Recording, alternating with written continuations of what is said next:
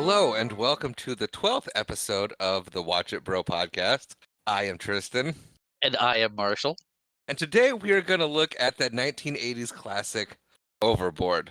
Yes, this was my pick of a movie, and I leaned into this one because it's one of our mom's favorites, and this is going to be dropping right around Mother's Day. So, happy Happy Mother's Mother's Day, Day. Mom. No, that's good. I like that, especially coming off the last two movies that they absolutely loved. Oh yeah. Sorry about that. Yeah, we already apologized. It's okay. All right, so yeah, you want to have me get into the specs of the movie, and then I'll pass it over to you? Yeah, go ahead, get your specs out. Alrighty. So, Overboard was directed by the great Gary Marshall, who gave us Happy Days, Yes. among many other things, but Happy Days came to mind right now, so that's the one I went with. Monday, happy days. No, we sang the last one. Don't do it this one. Okay. It was written by Leslie Dixon, released December 18th, 1987. It's starring Goldie Hawn, who was in her early 40s at the time. I'm in my early 40s. I believe 42, I want to say. Kurt Russell, Edward Herman, for all you Gilmore Girls fans out there, he was the grandpa. Catherine Hellman, who was in Coach and who played Deborah's mom in Everybody Loves Raymond. Okay. It's also starring Mike Haggerty, and if you've watched Friends, you know him as the lovable Mr. Trieger. Yes, we love our friends polls. We do, absolutely. And actually, Mike Haggerty has always reminded me of John Candy. I was gonna say when watching this, it felt like it could have been a role Candy would have done really well. Actually, I was just about to bring that up because John Candy was the original guy they wanted to get for this part. Oh, And he actually turned it down because he was filming Planes, Trains, and Automobiles. that is very interesting. Yeah. Because it watching it like it felt like a very John Candy role. I'm like, oh, that's cool, but that's good to know. Yeah, and like Mike Haggerty, he's kind of a John Candy type. Yeah, I He can see that. he resembles John Candy. And unfortunately, he did pass away 2 years ago. Oh, that's unfortunate. Yeah, it was a bummer. Rounding out the starring cast of this, we have Roddy McDowall, who I know the name, but I don't really know what he's done. That's So that's fair. I know the name too. I was looking at him in the movie. I'm like, okay, that's Roddy McDowall. Why can't I think of anything else I've seen you in? I mean, he was a famous child actor, wasn't he? I could have done my homework a little bit and looked him up. Here, Vamp. I did look him up, and I really didn't find anything that I recognized. Oh, I just looked at it and go, oh, that is Roddy McDowall. Cool. very cool. Well, he acted in 269 things. Okay, so he's been in a lot of stuff. A lot of voice acting credits. He was Mr. Soil in A Bug's Life, one of the I think that's the ant with the abacus, the older one. Sure. Yeah. So yeah, Roddy McDowall. All right. So I'm gonna pass the mic over to Marshall now, since this is his choice in movie. He is going to be the one leading us through this fine film. Thanks for the pass off. All right. So the movie starts out with the MGM logo. You get the lion roaring, which is great because I haven't seen that in a long time in a movie. Actually, I haven't either now that I think of it. And it fades to red letters of Metro Goldwyn Mayer saying a Gary Marshall film. And we get the continue of the opening credits. Goldie Hawn, Kurt Russell in, and yacht sails in front of the screen. Overboard in, I know it's the 80s, but the red font, I know it stands out against the background. It seems weird to me.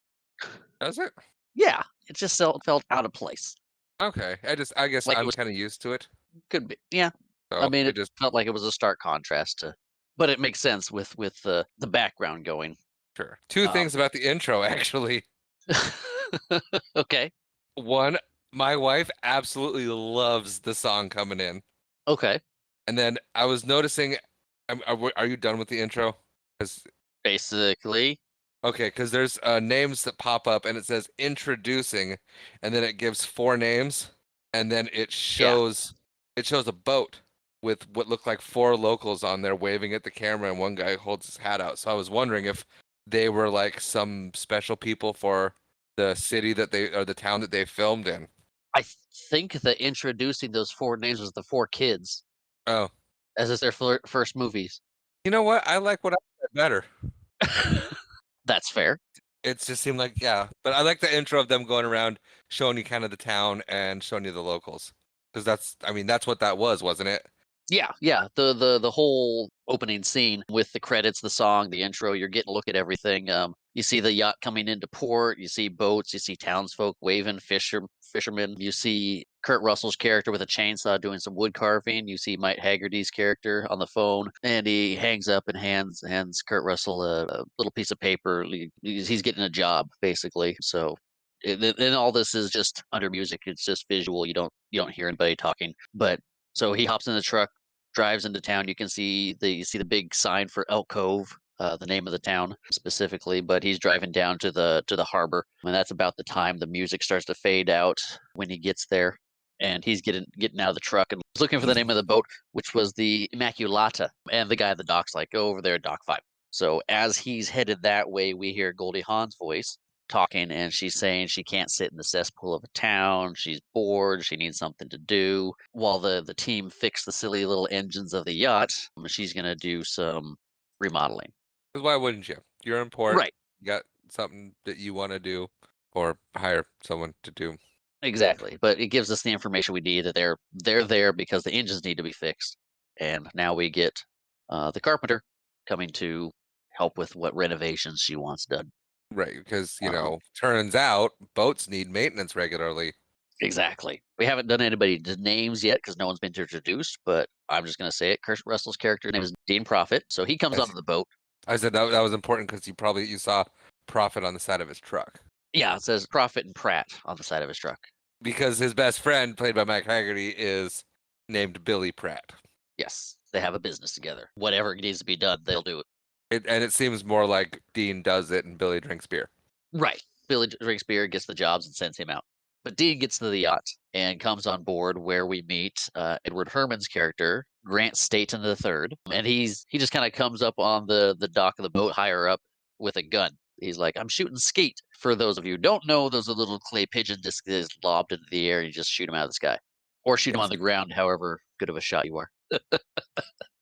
But anyway, he's up on the deck and he's telling Dean to state his purpose here. And Dean's like, "Hey, that's a nice looking Weatherby you got there." And Grant's like, "Yes, it's a very expensive gun." Needed to point to point out he spent a lot of money on it. But he says he's the carpenter, and Grant's like, "Well, that's my wife's apartment," and he just kind of leaves, not paying him any mind. Like, "Oh, you're the carpenter, bye." So Dean's looking around, and Joanna comes walking down the stairs out of one of the rooms on the yacht, and she's wearing this ridiculous outfit. We all are on the same page with this hideous whatever the heck she's wearing. It's a white bathing suit with it looks like a captain's jacket almost with these huge shoulder pads, but it's got these gold tassels and piratey. I'm pretty sure that My Chemical Romance took that jacket and dyed it black for the Black Parade.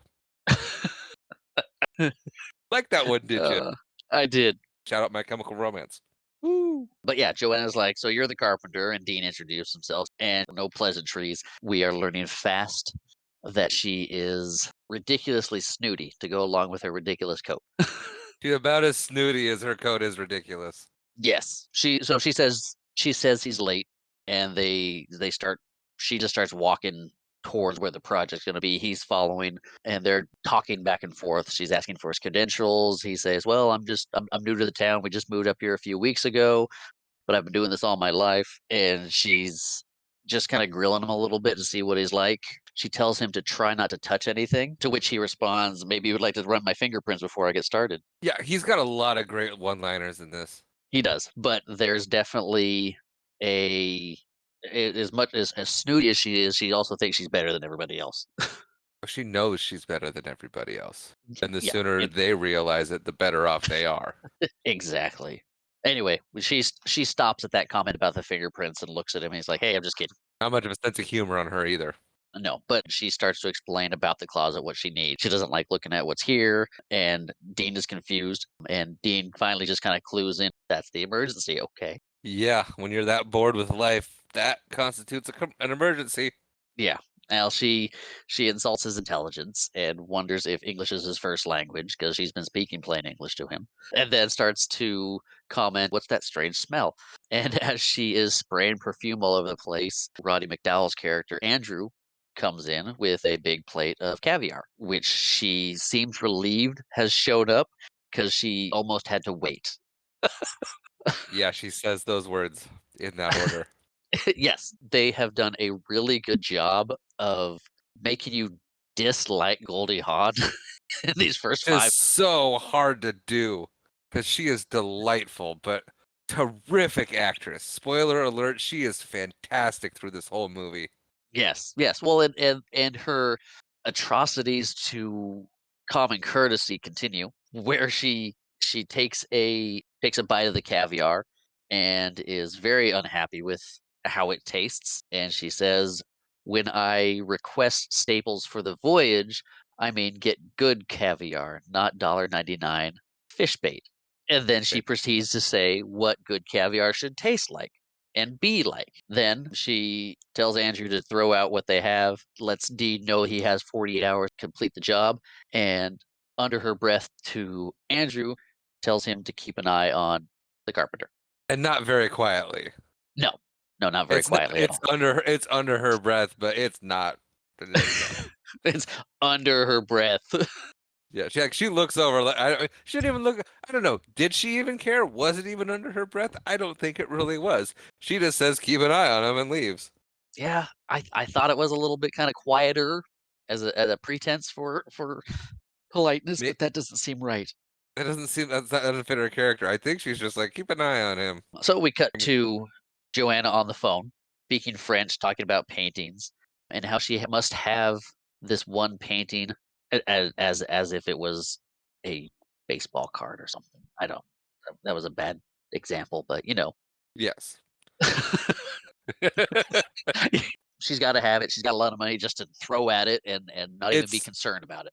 it's Joey's ceramic dog. Exactly. So Dean's working in the closet. He was kind of peeking out the window a little bit, listening to it because windows are open. You're on a boat. Sound carries. Especially when you're not being quiet. Exactly. And then you hear a gunshot as Grant is still shooting Skeet. Joanna yells that she's on the phone, and we cut to a scene of Dean laying down.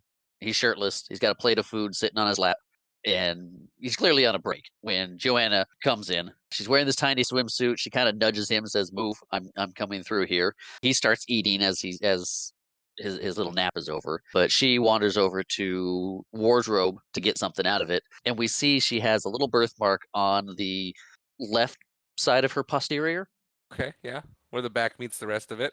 Yeah, which you would only be able to see if she wasn't wearing anything or had her tiny little swimsuit on. Hence the importance to it. But yeah, Dean's eating, kind of getting an eyeful, and then he goes back to eating as she starts to turn. She's got another swimsuit in her hand. It looks like as he's sitting there eating this plate of food with his hands, she's like, "They invented forks so men would have a semblance of distinction between themselves and the apes." Yes. And he says, Over thumbs. "Yes," he says, "so were thumbs." To which I say, apes have thumbs. I said the same thing. So were thumbs. Apes have thumbs on their feet.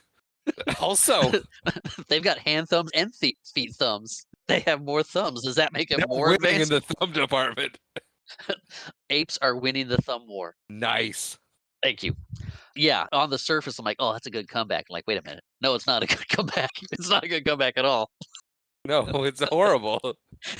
It is. But she doesn't like his cheek or response. She's like, what was that? It's like, nothing. That's just my stomach. Good save. Yeah. She's like, well, keep your bodily noises to a minimum. We make another cut, and it goes to it's either the same day or the next day. I think it's the next day. I think it is the next day because things are getting finished up. But I think she's wearing the red swimsuit she picked out of the drawer from the other day. Grant is shooting a bow and arrow with a plunger on the end of it to try and suction it to these little circles that are on the hull of the cabin. Well, he's practicing his archery with the plunger dart. Well, you can't use a real arrow. He's using real bullets. He doesn't have to retrieve his bullets. True. Very true. We get a voiceover of a radio DJ, Wilbur, who's talking about local goings on. And he says, The Frega feed and fertilizer folks are hiring people to shovel stuff, but that kind of fades as Joanna starts going on about gnats getting stuck in her wet nails. Yeah, that is kind of gross, actually. Yeah, so maybe don't do your nails right there. Just gotta do her nails. But anyway, they're talking. They're right on the front of the boat, and the windows to the bedroom are right there too. Dean can hear everything. He's in there just kind of grumbling, doing his work, but listening to them. Grant suggested she go inside because the gnats. And she's like, no, the sweaty carpenter's down there, and he's sweating on everything, and he's gross. The gist of it, yeah. Yeah. Well, and then she stops for a second. She's like, shh, he can hear us. Like she's paranoid all of a sudden. Yeah, like now she suddenly cares. Like he didn't know that they were trashing him before. Right, right. Well, Grant's like, "Well, this is your little project. You need to deal with it then." And it's like, "Come with me, men." And he kind of rounds up the Andrew and a couple other guys who are helping him with his plunger archery. And one of the guys says the engine's fixed. Joanna goes down to check on Dean, and Dean's talking to himself about getting the money and getting out, that he's had enough of this. And she asks if he's enjoying himself, kind of nudging to the windows, implying that he was listening. And then she kind of stops and looks at the closet like, "What's this?" He's like, "Oh, let me show you." He turns his little crank on the side, and the closet kind of shifts around and cycles through a carousel of shoes. So you can get it's a great little closet design. You get 2 rows of shoes, and it kind of cycles through on its own. For 1987, that's an awesome closet, especially on a boat. Exactly. It saves space. It lets you do what you want to do. Get that man a medal, or at least a paycheck. Yeah, yeah, definitely a paycheck. But she stops like, "No, no, no, no. Not what is that? What's it made of?" He's like, "Well, it's this new invention called wood, more particularly oak." And she's like, "Oak? Don't you know closets are made of cedar? Because cedar protects against moths." He's like, "Well, you don't get a lot of moths up and down the West Coast." Out on the water. But she's insistent. They go back and forth. She's talking about, "Everybody knows you put cedar in closets. I wanted cedar." He's like, "Well, if you wanted cedar, you should have asked for cedar. You didn't ask for cedar." He's standing there next to the closet. He's wearing a sleeveless shirt, and he has his thumbs tucked into the sleeve holes and kind of pulled it together in the center. Yes. And he's just standing there talking to her. It's like, "Fine, I can do it in cedar, but it's going to cost double because I'm not going to eat it on this part of this." It's like, "Of course you're going to eat it. I'm not going to pay for your mistake." They're done arguing. She fires him, and he's like, "Well, fine, I'll go. Just give me the 600 you owe me for the job." And she's like, "I'm not going to pay you. Captain Carl, start the boat." And Captain Carl leans out of the leans out and says, "Yes, ma'am." And you Captain hear the Carl looks about 100. yeah. Captain Carl's played by Frank Campanella. I know the name. Yeah. So he starts the boat up, and Dean's had enough at this point. He just starts telling her off, telling her that she's a poor little rich girl. She needs to invent problems to find. It starts cutting as he's yelling at her. It's cutting to the crew. It's cutting to Andrew. It's cutting to the people in the engine room, and he's just telling her off for how horrible of a person is. And he calls her a witch with a B. He calls her some not family friendly names. Yes, and we are going with witch for the foreseeable future if this word comes up again. And once he's basically done berating her, you see the crew cheering and clapping from below. I love that part. It was so good. Even Andrew's down. Yeah, yeah.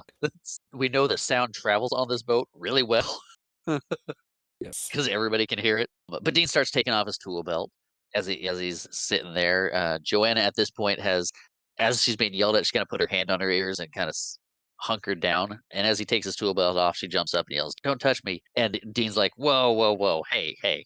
I like taxes a lot. I like doing taxes, but nothing's gonna make me do these taxes." And he kind of leans on the edge of the boat to where she just kind of shoves him right off the edge. The blocking for the whole scene was fantastic. That's to say your lines and to walk in a way that you're setting yourself up to be pushed overboard and taking off a tool belt and to have all that work out and make it look natural. Yeah, Brilliant. Well done. that was good. And Well I done mean, on all front there. and I mean, it was the tool belt coming off was important. You're not going to sit on your tool belt like that. That's going to be uncomfortable. He's planning to just takes the tools off, sits there, and plants himself until he gets back. Right. Set up and execution perfect for what needed to happen. But he goes, here's the name of the movie, Overboard. There it is. They didn't say it though. They did not say it, but his tools soon joined him overboard as she threw his belt overboard. He's like, "No, not the belt." Which, dude, that hurt me. Especially like Yeah. being a maintenance guy for as long as I have been. The idea and like, so I don't know. I told you I got my tools stolen 6 months ago. Yeah, and that sucks. The first time it's happened to me too. I had my same rigid drill that I had when I was doing HVAC that I'd gotten when I was like 25. Same Yeah, batteries, same drill, worked beautifully. I replaced it with a Milwaukee, but the impact is not as good as the impact on the rigid was. I don't know. I don't think I'll ever have a drill that was as good as that rigid. you should look into Ryobi. Well, Ryobi and Milwaukee are the same brand. No, I talked to the Milwaukee guy. He goes, Ryobi and Milwaukee, they're basically the same tool. Ryobi is owned by Milwaukee. That's why they revamped and got better. Okay. That was a long way to say really upset me a lot like when I was a kid or, a lot earlier in life. I remember watching it and being like, "Oh, what's the big deal?" Not really understanding it, but like when you do that kind of work for a living, that's your livelihood is your tools. And tools are not cheap. Oh, they aren't. Especially when you're starting to you're just trying to scrape by. You've got what you got. Like I can do it with this. Like I don't have this anymore. I mean, you gotta yeah. Yeah. Anyway, As he goes over, someone yells, "Man overboard!" To which everybody seems to ignore it because she yells at Captain Carl to keep going. yeah. And then they said the movie Overboard. Yeah. Oh yeah, yeah, man overboard. But yeah, he's in the water yelling at them to come back, that he can't do this, that if he ever runs into her, she's gonna regret it. And then she throws his toolbox over from the front of the boat, which it lands in the water, kind of floats there. I'm like, okay, maybe he was able to salvage something from that because the tool belt in the water and just everything dumps out. But And he it sinks immediately. yeah, we cut to Billy, and Dean's like, I lost all my tools. I didn't get paid. I need work. And he's like, what about that night job thing that's coming through? And Billy's just like, that hasn't come through yet. But Billy's like, well, once the putt putt money comes in, we can build the course and we'll be set. They have big plans to build a putt putt golf course. Yeah. And then going back to his toolbox, and you're saying, if it floated, and I go, yeah, it did. But at the same time, he was working, and so he might have had some tools in his toolbox, just like you have tools that you almost never use that stay in your toolbox. All of the tools that he regularly uses for his job were on him on the tool belt. Yeah.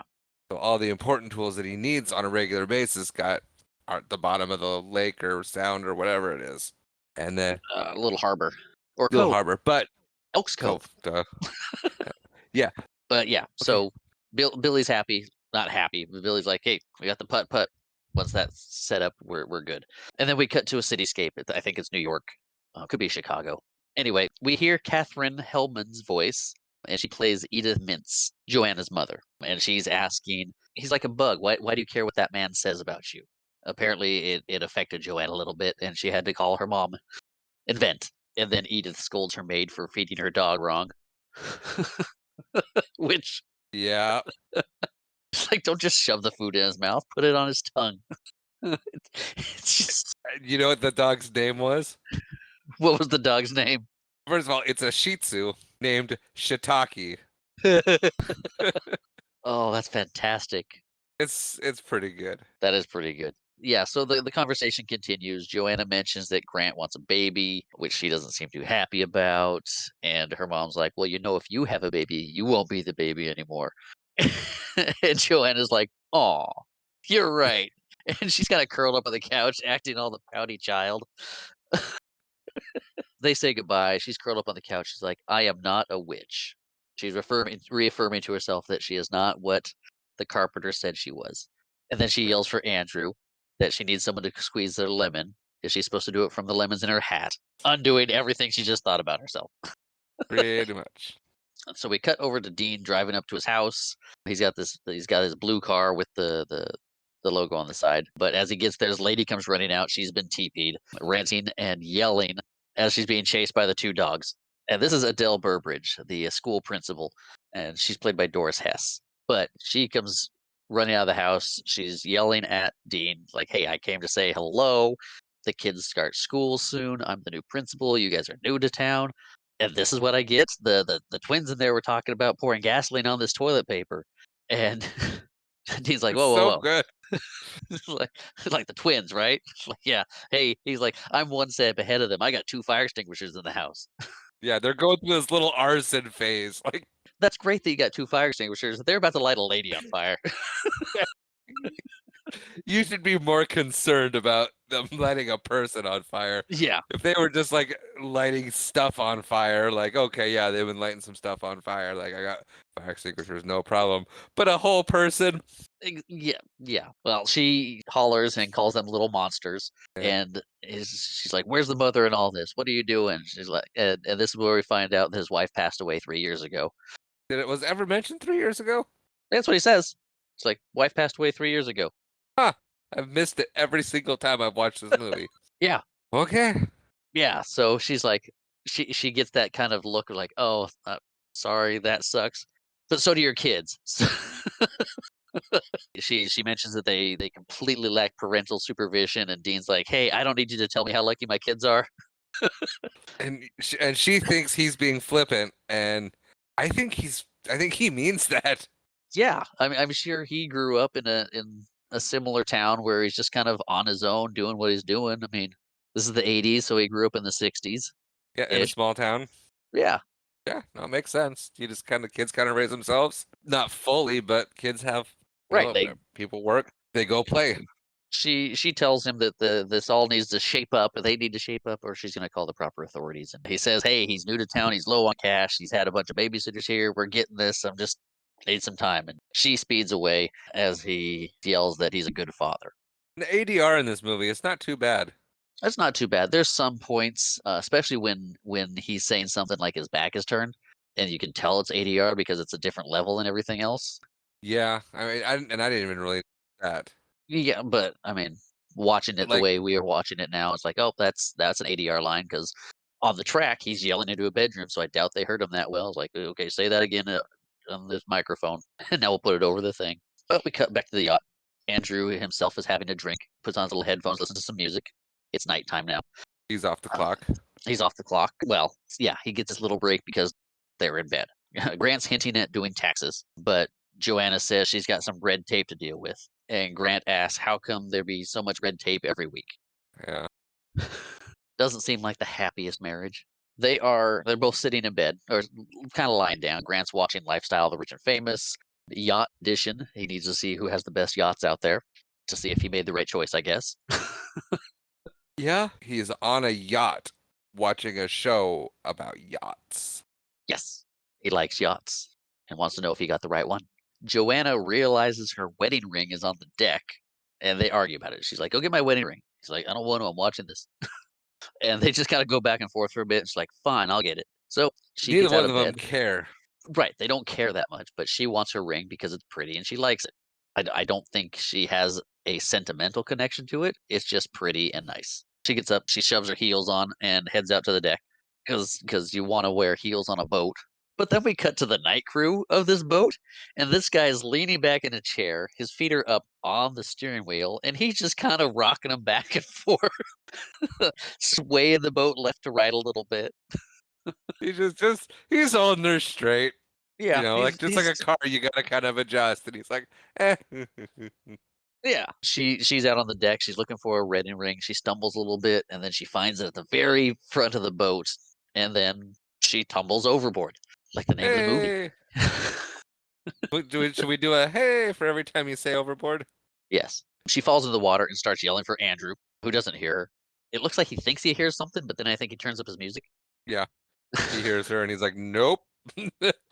But we do see that Grant hears her and turns up the TV. He ain't gonna go out there and interrupt his show. Nope. I mean, she's yelling help, but like Yeah. her help me find the ring.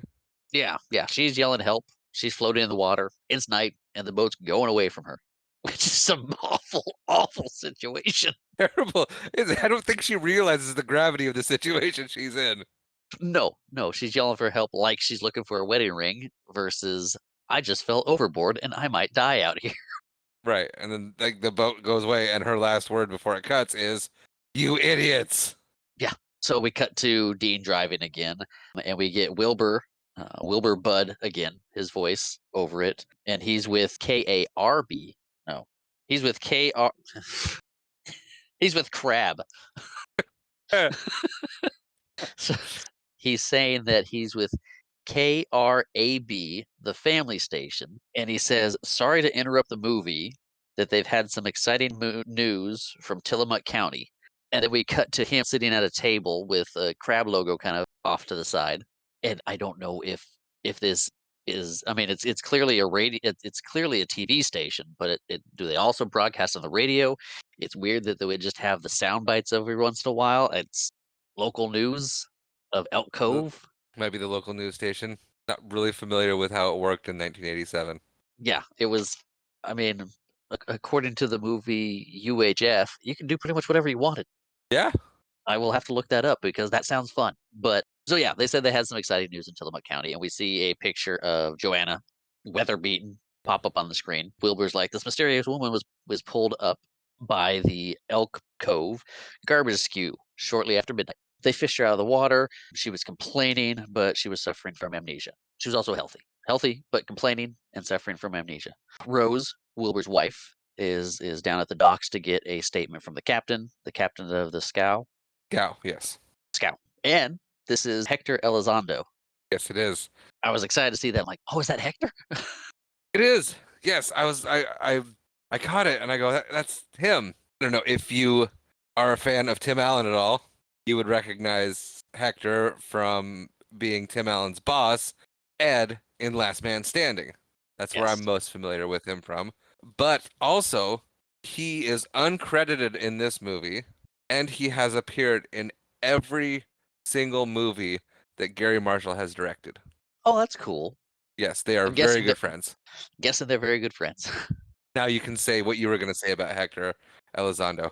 So yeah, it's the great Hector Elizondo, in a very young looking Hector. But yeah, he's describing what happened. They thought it was a fuca out in the water, and she's like, "You can't say that on TV." He's like, "No, that's Portuguese for seal." Or Did you run that by Jeff? I did not run that by Jeff. Shout out to Jeff, GM over at the Big Campaign Podcast. Fluent in Portuguese. Go Jeff. Go Jeff. I don't know why we said go Jeff. It seemed like something more needed to be said, I guess. Cheering him on from afar. Well, it's good. He listens. So thanks, buddy, for the support. Yeah, appreciate it. But at this point, Grant's waking up too in his bed and sees the report on the TV because he fell asleep with it on, and they're still getting the local coverage of the crab network from wherever they ended up. Sees the picture of Joanna, and he starts looking around the bed, realizing that she's not there. What? The Just Jeff from thing? from wherever they ended up. And I'm just, I want to know where they ended up. I mean, they're on the boat and they went, we'll say north up to water. No. We'll say they're headed south. I know that we don't know where they ended up, but you just sounded so much like you didn't care. I mean, I don't. He's looking around for Joanna in the bed as Rose tries to interview her, to which she gets nowhere. Joanna makes fun of Rose's hair and it deflates her. She's like, nice wig. And Rose's like, oh. Doesn't even say back to you or anything. It just kind of shuts down. That took all the air out of her. Yeah. So we cut to the Elk Cove Hospital. Grant is brought into a viewing room, and he's like, she can't see us, can she? And the cop's like, no, not unless she's Superwoman. Great nod to Superwoman there. Yeah. Okay, I'm just gonna throw it out there now. The sheriff in this movie is played by Kurt Russell's dad, Oh. and I never saw where we met the sheriff. Okay. Maybe it was one of the guys just standing around the dock in the big hat. Sheriff hat, you know? But they named the character, so you would think he had lines. But I don't recall there being a sheriff. I don't recall there being a sheriff either. Okay, so if you know where the sheriff is in this movie, that's Kurt Russell's dad, Bing Russell. Back to you, Marsh. Okay, we No, won't don't- look it up. No, I looked at. I spent a long time looking it up last night. Okay. So Grant and the cop are looking through this little window at Joanna talking to the doctor, and she's insulting everybody. She's like, who am I? Where am I? Why can't I get any information from you? What's going on with me? Being her general snobbish self. And he's like, it's amnesia. We don't have any more information on you. There's not a lot we can go with. And she's not happy about her semi-private room, to which the lady next to her looks offended. And then she responds with, "You snore." She snores. And she's basically like, "Look, all I have to go with now is I got picked up by a garbage scow and I had very runny eggs." I mean, to be fair, the doctor can't give her any more information. Yeah, her story picks up at the garbage scow. So Yeah. The amnesia hasn't curbed her attitude any. Just who she is and where she's from. yeah, she's just as mean without the money, power, or influence. Exactly. But we cut back to the little room where Grant and the cop are, and Grant kind of looks at the cops like, I've never seen her before in my life. So we cut back to the yacht. You see it kind of pulling away, and you hear Grant yelling, "Mrs. Staten has decided to leave me. Let's celebrate." They blow the horn and they just sail away. I do know where they're sailing this time. They are sailing south. But we go back to the doctor who's talking to her as they kind of walk. He's like, "Well, Mrs. X, we've got you a private room where you'll be safe, where we'll be safer." And they kind of usher her past these big gate into the psychiatric ward. They are done dealing with her in the general hospital and they put her off on the psychiatric ward. Over to Dean, who's fixing a ball return at a bowling alley. Waitress comes over and says lunch is on the counter. He's like, great, and goes over to get some food and kind of like, hey, I saw some chips back there.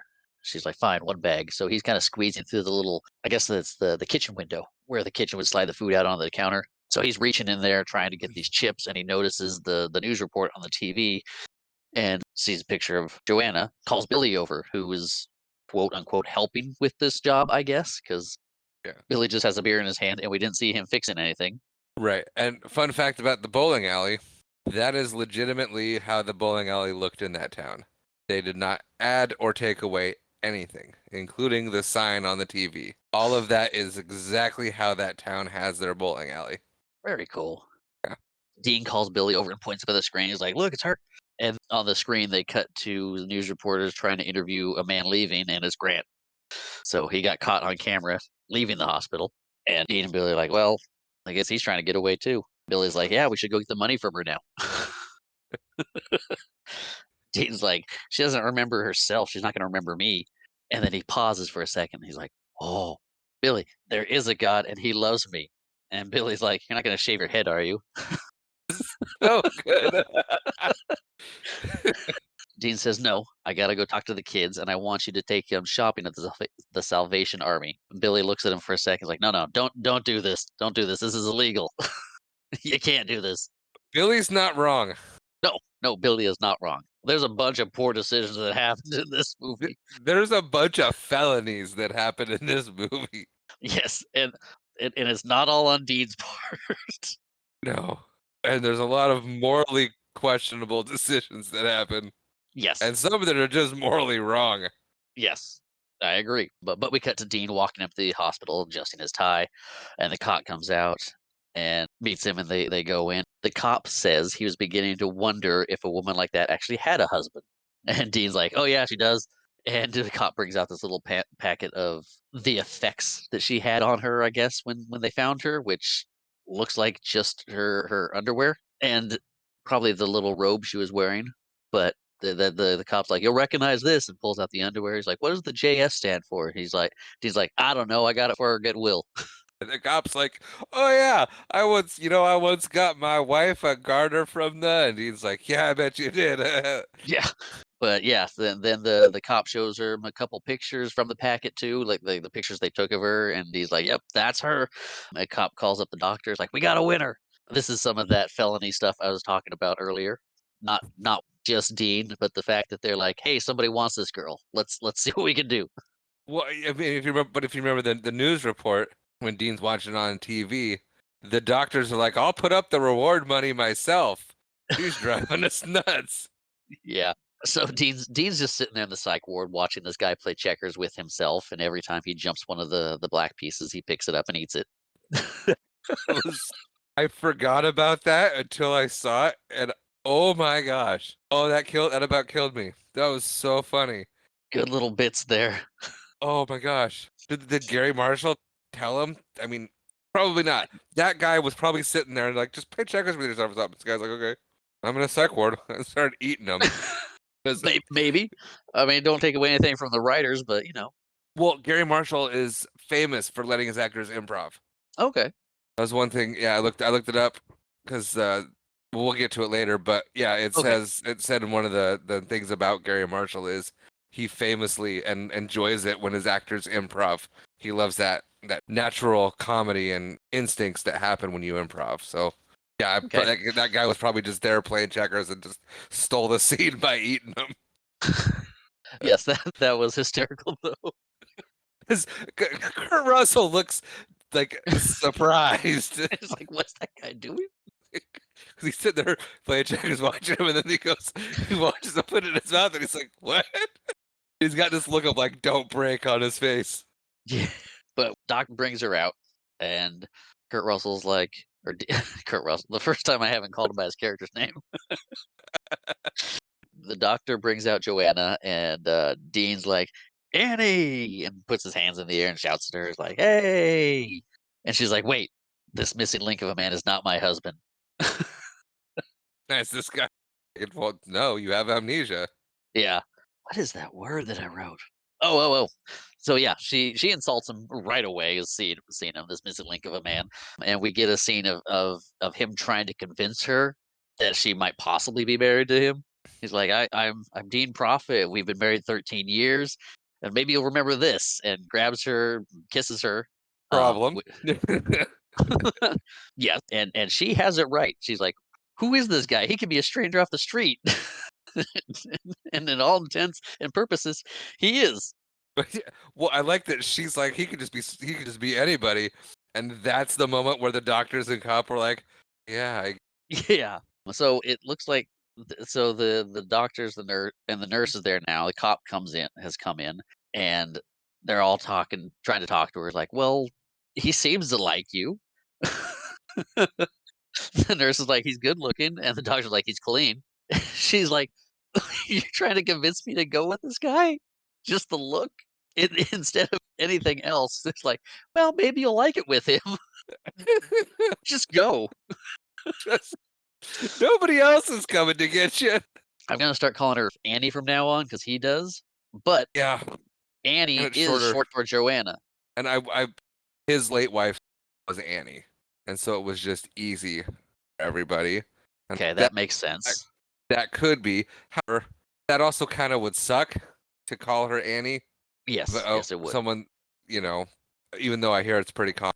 But the second reason I think is that Annie's close enough to Joanna to where it would be acceptable to her, but not familiar to her. Yes. Instead of just a random name like Sarah or Beth, Or any went with something that could be it's close to it, and it's eh, a derivative of it. Right. Right. You start calling her by her actual name and like, oh, maybe the memory comes back. But this is close that it might be like, okay, I remember this a bit. Yeah, that seems right. Yeah. Maybe we're just giving him too much credit and he just picked the name. But anyway, so she's appropriately upset with everybody. I mean, she's a monster herself, but this is all wrong. So she's like, "Okay, what's my name?" And Dean is like, "You're Mrs. Annie Prophet." She's like, "My maiden name." To which she says, "Annie Goulahy." He's like, "Annie Goulahy." not prepared. No. She's like, "Goulahy? Where did I grow up? In Dog Patch?" And he's just like, "No, not over there. You grew up in Goober, Idaho." But, that's a nuclear dump now, so are you looking it up? There's no Goober, Idaho. They didn't have Google in '87. We're older than Google. But then he keeps going on that. He started the lie, and he's got momentum. He's like, "We met at Hank's Donut World in Seattle when you were in the Navy. I used to go there every night." And she's like, "I was in the Navy?" He's like, "Yeah, you served." He's on a roll. Let him go. She continues to be right and skeptical and very frustrated. And she sits down and looks at the guy at the table and says, "Just keep eating your checker pieces."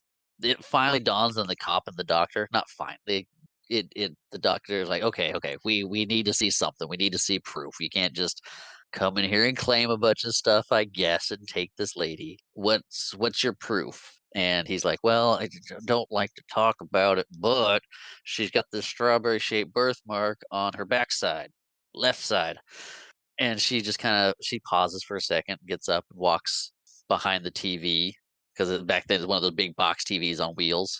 And she kind of Right. lifts up her gown and kind of shifts and looks at her backside as best she can, and she gets this look on her face like, "Huh, son of a gun." So she drops the gown, looks over at him, and he puts his arms out and says, "Come to daddy," which is not a great line. That's hilarious the way he did it. It is though. The cop and the doctor high five, and she looks concerned. Yeah. It is not a good situation. So we cut to them driving home, and Dean's driving. The two dogs are in the passenger seats, and she's sitting in the back in her. It's not even a hospital gown. It's like a prison jumper. Yeah, it's a jumpsuit with property of Elk Cove on it, tied with a rope. Yeah, exactly. And it might have been one of the an extra suit from the garbage scow. Maybe. But yeah, she's sitting in the back, and she's like, "Why was I even out there last night?" He's like, "You were diving for oysters. You do that sometimes." He's making her ride in the bed of the truck with the dog up front. Yeah, yeah. And then she's like, "I just swallowed a bug." He's like, "Well, you should keep your mouth closed then." He's having a good time about it. He is having a good time. It'll come up a little bit later.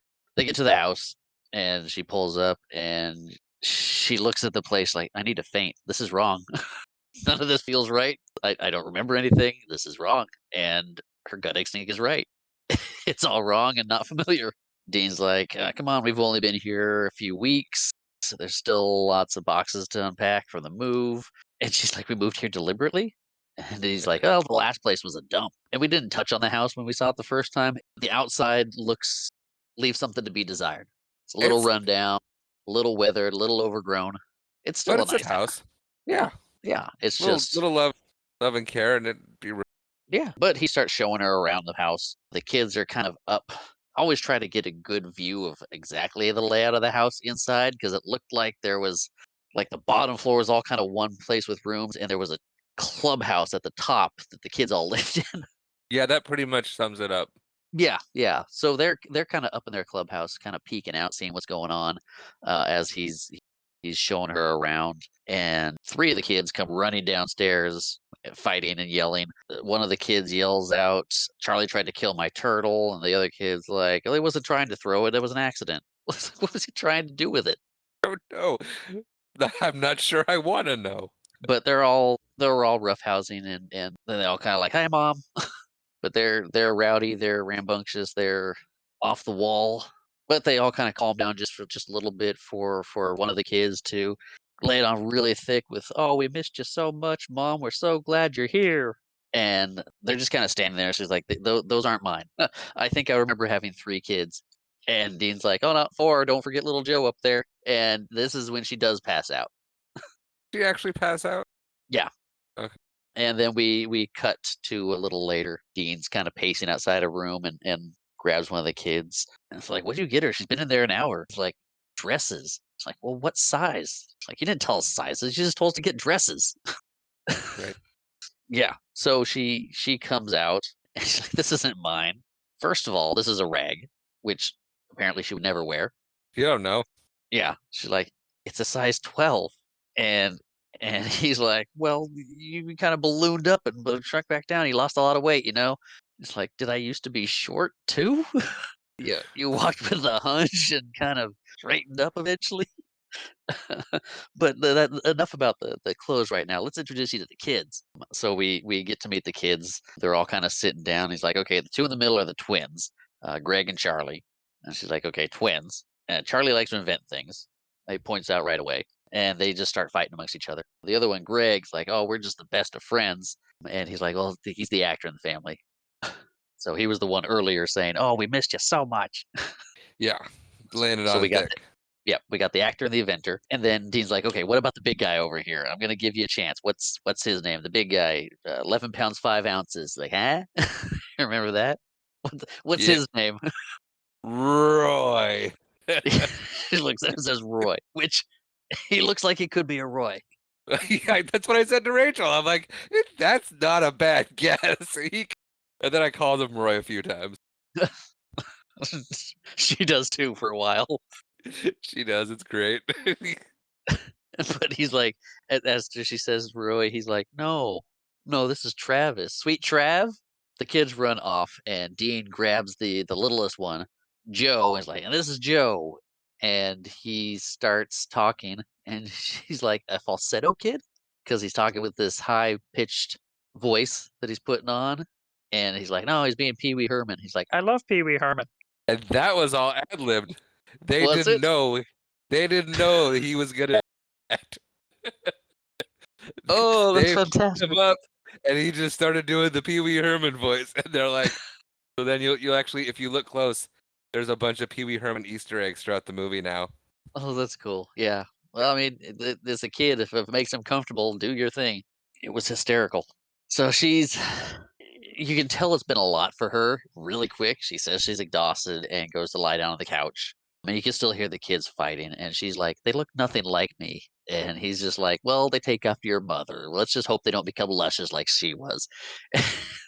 And she's like, my mom's a lush? Like, well, she was cirrhosis. So apparently he's saying her mother died of cirrhosis. And then she's like, well, what about my father? Is he dead? No, it's like, oh no, your father's still alive, but he won't be due for parole in for 2 years.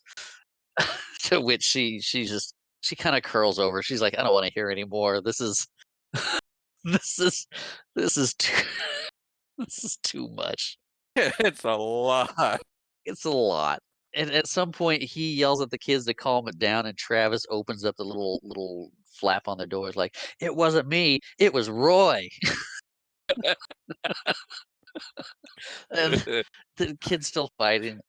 This was funny because he just ignored it. Joe came out. They're trying to make me drink blood, and then one of the kids grabs him. Is like, "No, we're not." It's Travis. Drags him Travis back. goes out and he's like, shut up and come here. It's like, "They're fine." Yeah, so she's not having it. She's like, "Okay, I just want to remember." And he's like, well, the best way to get your memory back is to get back into your normal routine, and so you gotta do what you normally do around here. And it's like, "What do I normally do around here?" And we cut to her trying to prepare dinner, which is the fact that she's okay, she says really quickly, she says, "Okay, so I cook the food." She's like, "Yeah, I go out and shoot it, you cook it." He's like, "You shot a chicken?"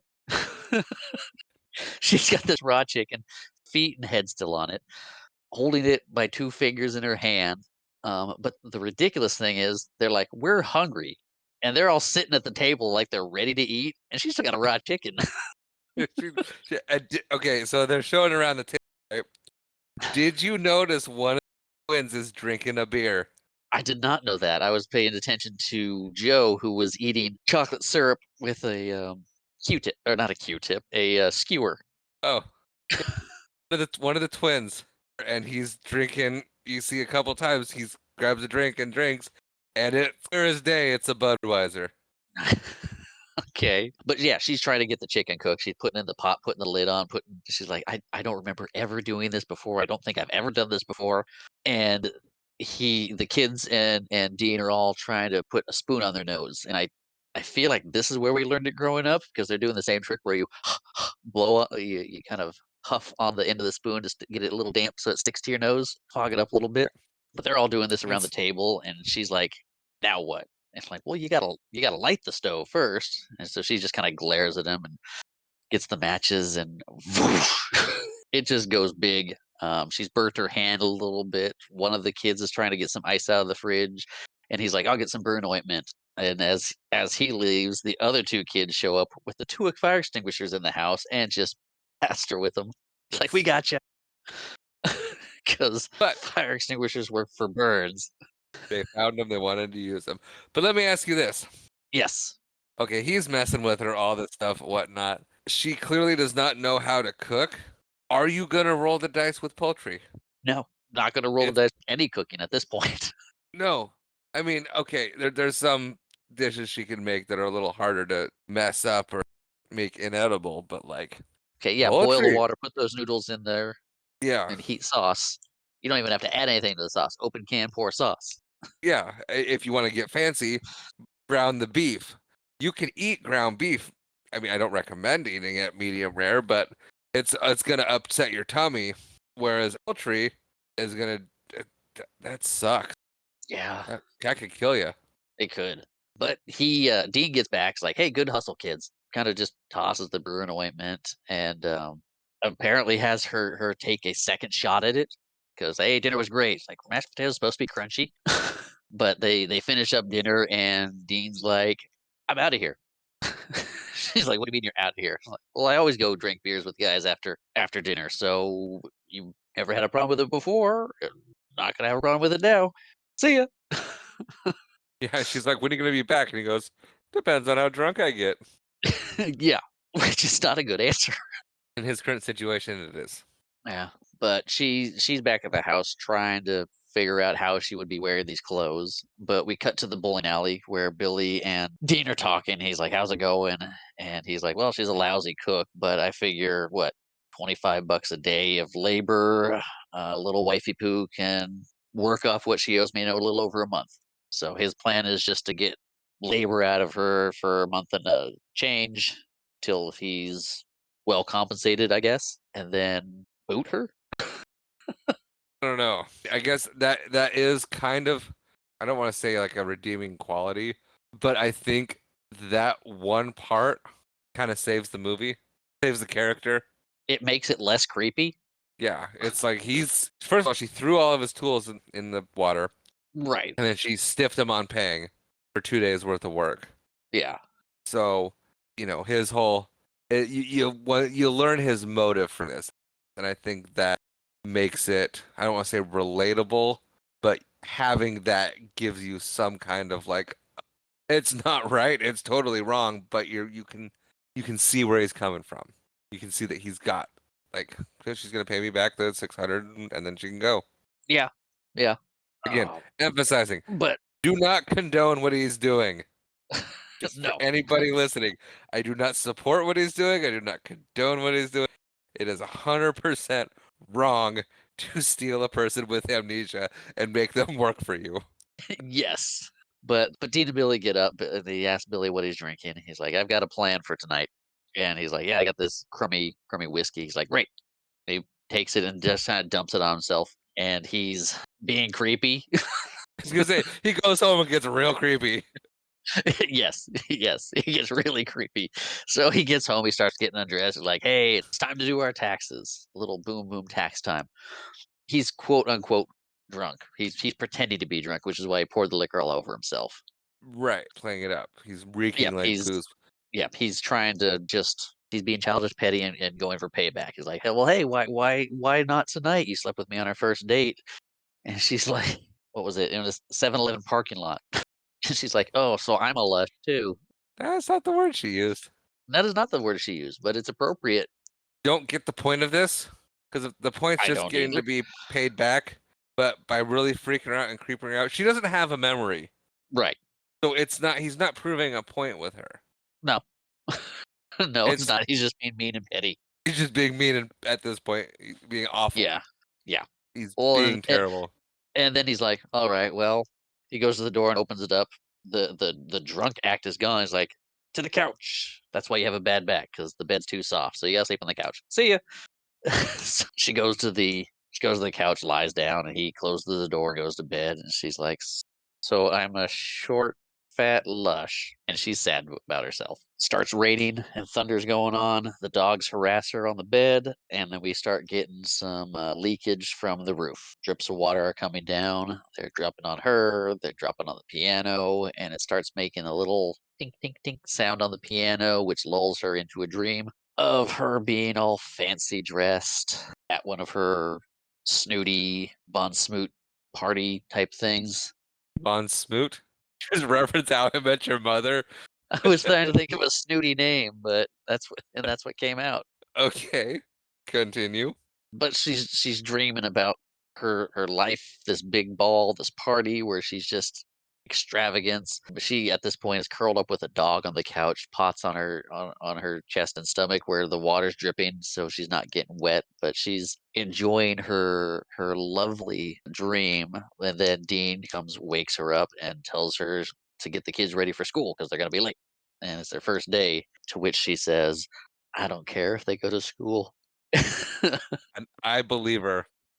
I believe her too. And Dean's like, "That's fine. They'll just stay here with you all day."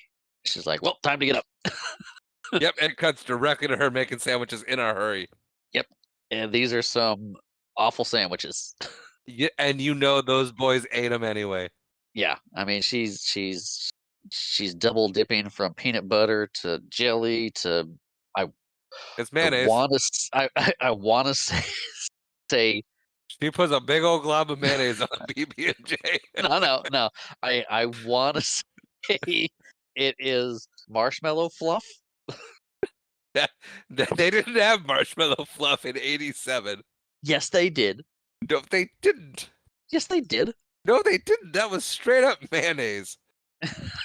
It did look like a jar of Duke's mayonnaise, if I remember right.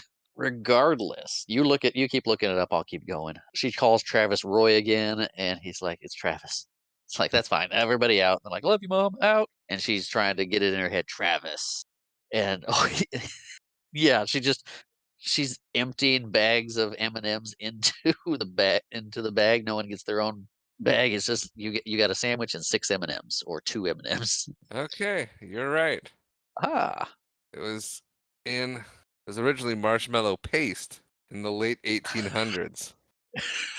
marshmallow paste. Yeah, marshmallow paste, marshmallow stuff, marshmallow spread, and marshmallow paste. That sounds so tasty. It debuted in 1918 in Massachusetts. Continue. So yeah, the kids are just about to leave. It's still mayonnaise though. Greg, as the kids have left, the twins are getting out right. Greg, the last one, is like, You're doing a good job, mom. Thank you." Just kind of reassuring her. He's the actor, but it feels genuine the way he says it because we've seen some of his acting and it's over the top. Yeah, But but Dean's like, and then Dean's the last one to leave. He's like, "I've got to go." And I noticed he's got his tool belt. He's probably got a few new tools, but he does have the belt swooped over his shoulder when he's leaving. he's Billy. Billy said he could borrow his tools.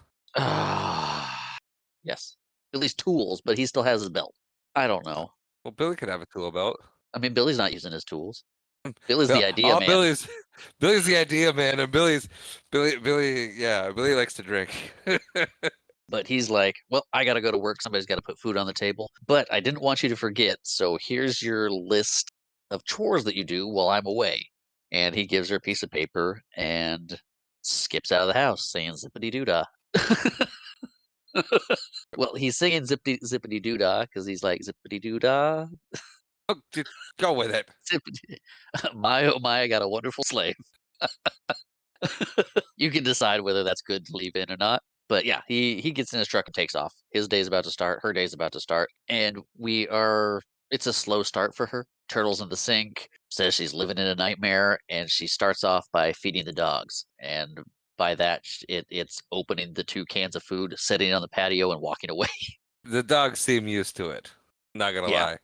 I mean, that kicks off a wonderful montage. Yes, it does kick off a wonderful montage of her cleaning up around the house. She's cutting down the cobwebs with little scissors. She's chiseling away the ice in the freezer. She cleans up the kitchen table with a vacuum, which I'm guessing isn't a wet dry vac, but who cares? It's not her biggest problem. No, no. We see her shopping with the kids being all rowdy. We see her. This is a montage over a few days too. The Yeah. kids are at the table again. She's starting to get her rhythm down and how to take care of things. Now there's a tablecloth on the table, so she just scoops everything up, throws it in the sink, and hoses it down.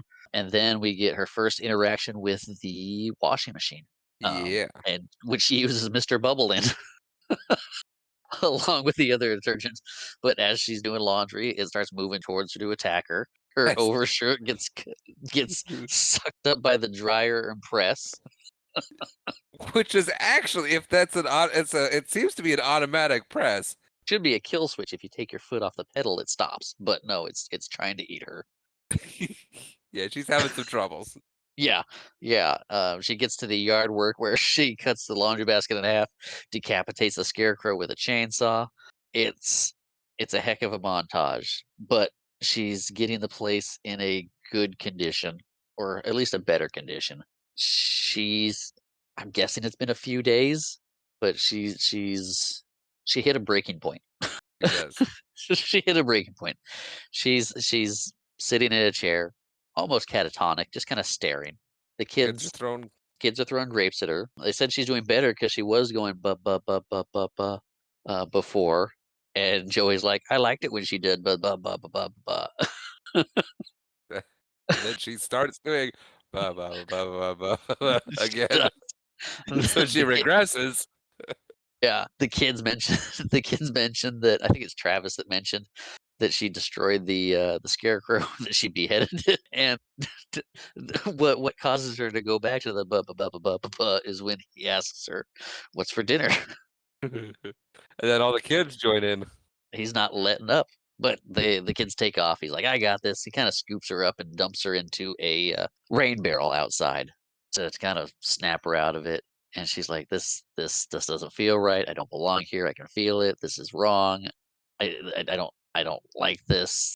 I can't deal with these kids." She's just she she feels like her life is in hell, that this is her penance, that the kids are demon spawn and he's the devil just trying to torture her, which she's not entirely wrong, Yeah. but so he's trying to snap her out of it, and he's I think they're giving her the night off or kind of letting her rest because he's working with the kids on an invention. The kids are like, "Hey, don't blow it. We got a good thing going here." She storms in, starts ruffling through all the drawers.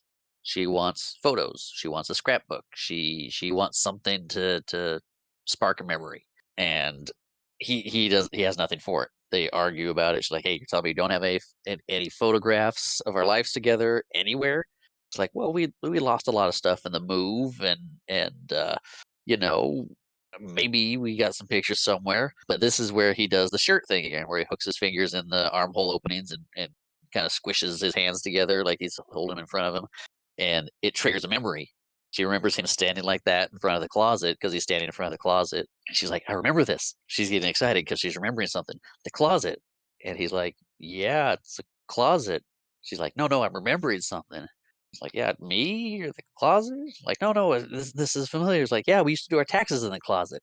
And she's like, "Stop telling me litigation stories." Did you have that one written down?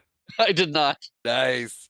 It just but yeah, so she's excited she was starting to remember something. He promises to get her some photos to look through the boxes, and kind of pushes her out of the room and says goodnight. After she's asleep, he grabs his jacket, grabs the folder from the hospital, and zips on over to Billy's place. As he's leaving, we can see she's fashioned a sleep mask from one of the kids' masks, kind of taped up over the holes with stickers. But he's at Billy's place, and oh, important thing is he pulls the underwear out of the little her underwear out of the envelope from the hospital and shoves it in the glove box because Billy doesn't need that. He's giving him the pictures if in the Right. envelope. So he bangs on Billy's window and of his trailer where there's a sign that says if the no The house is a rockin', don't bother knocking. yeah, but he knocks because it's not He rocking. does. But he he bangs on the window. Billy's like, somebody better be dying. But there's a instead of a curtain, he's got a board blocking his window. So he pulls the board and he's talking to Dean. He's like, "Hey, you remember when you did those fake IDs for us in high school?" And he's like, "Yeah." And then Gertie shows up. Lady's like, "Hey, who is that?" It's like, "Oh, it's Dean." It's like, "Hey, Dean." It's like he's like, "Go away, Gertie. We're doing something here." And she's like, "Well, fine, I'll go home." So he had a lady over. She left. Dean getting back to it. She's like, "Yeah, so you remember those fake IDs you made us? I need you to make me a fake. I need you to make me a bride." And he's like, "Dean, I'm busy." It's like, "Well, not anymore. She just left. See you in the morning." Yeah.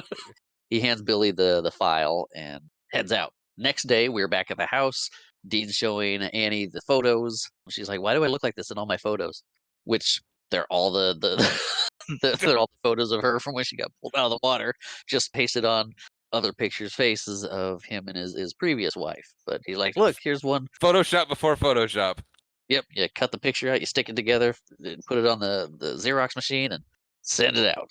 And he's like, "Hey, are you satisfied now? You got these pictures?" She's like, "Yeah, I guess this is my life." And he's like, "Good." And I head to work. So he grabs the photos and takes off. And she's like, "Well, I guess this is my life. I didn't marry very well." And then it cuts immediately to her actual husband, Yes. which I didn't marry very well. Boom, the guy she's actually married to, setting up the Hallmark portion of the Yes. movie. Oh, and I gotta say this too, because he's partying on the yacht with a bunch of not a bunch, there's 3 of them, but 3 girls. He says he's in LA. He's like, "Hey, I love LA. I love my LA girls." The day there that they're partying is overcast, like, completely. It doesn't even look like it's fun to be up on the boat, No, but they're no, just they're so drunk they don't know. yeah, but yeah, they're partying. Andrew answers the phone because it starts ringing, and he's like, "If that's my mother-in-law, tell her we're not here." And so Annie's mom or Joanna's mom is calling, is like, "I'd like to speak to my daughter now." And Andrew's like, "Oh, well, they are not here at the moment. I will take a message." And the phone disconnects, and she does not seem happy. But we cut back to the Prophet house, which is actually sunny, and they're watching the game. Well, Billy's staring at Annie, and Annie's rubbing Dean's feet. Yeah, he is ogling a bit. Yeah, the TV's on. The pretense is the game. He's got a beer in his hand, but she's like, "Why does Billy keep looking at me like that?" I was like, "What do you mean he's looking at you?" It's like, "Yeah, he looked at me all through dinner, and now he's staring at me now." I was like, "Well, Billy was your high school boyfriend. Do you have any old feelings for him?" And, and to the moment they pan to Billy, and he like slurps his beer, belches, and like scratches himself. Yeah, she's like, "Nope." Yep. Like probably the worst light he could ever have been in, just in the wrong moment. Yeah. So we cut over to I think it's Charlie and Joe. Joe's like, "I don't want to do it," and Charlie's like, "Well, you're gonna do it because you're gonna be a little ghoul if you don't." And it's Joe. He's one of Joe's things too. Besides the Pee Wee Herman thing, he's always sucking on chocolate.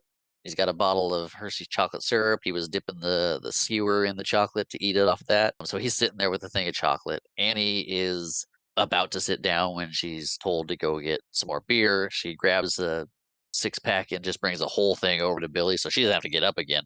Right. And then just as she's about to sit down again, Dean's digging in again and is like, "Let's get some dessert." And so she has to stop mid sit and gets up, and we see the kids putting super glue on some plates.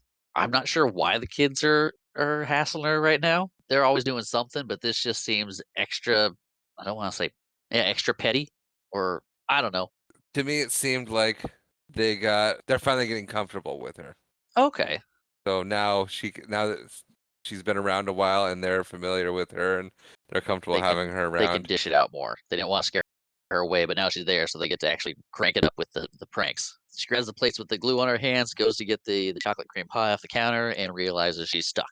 So she's not sure what to do. She's trying to throw the plates off her hand. You can hear the football score going down, getting counted down. She's trying to break the plates off her hand at one point. They're the unbreakable ones that you get. Yeah, like they're like the unbreakable ones that grandma and grandpa had. Yeah, in the motorhome.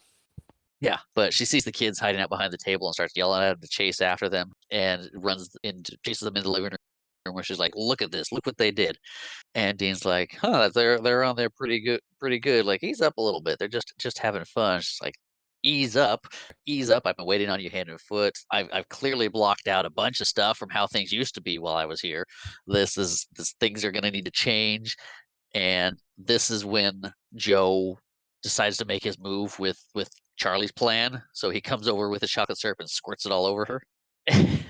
And she's like, "That's that's enough. That's it." Just in the middle of yelling, and she walks up like, "It's the chocolate syrup on the awful Sunday." Yeah. And she's like, "Fine. That's how it's gonna be." So she leaves. She walks out, and they're like, "Okay, let's lay off mom today. That's enough. We'll just send her out for another 6 pack, and then we'll be done." She comes back with the pie. She's kind of got it onto a little plate on her hand and slides it over in front of Dean. It's like, "Here you go. Here's your pie." And he's looking at it skeptically. Everyone's exchanging glances. Yeah, everybody's expecting something. And he's just like, "Thanks, honey." He grabs the pie, puts it on the table, like, "Hey, we don't need forks, we're good." And she comes back with the garden hose and just starts spraying everybody. Well, and if you noticed earlier, the garden hose is actually their kitchen faucet. Yeah, yeah, it's hanging in the window. It's what she was using to clean the dishes with. But she's starting to give back, spraying everybody down, yelling, "Fire, fire, fire," as she hoses down everybody, and then just chaos erupts.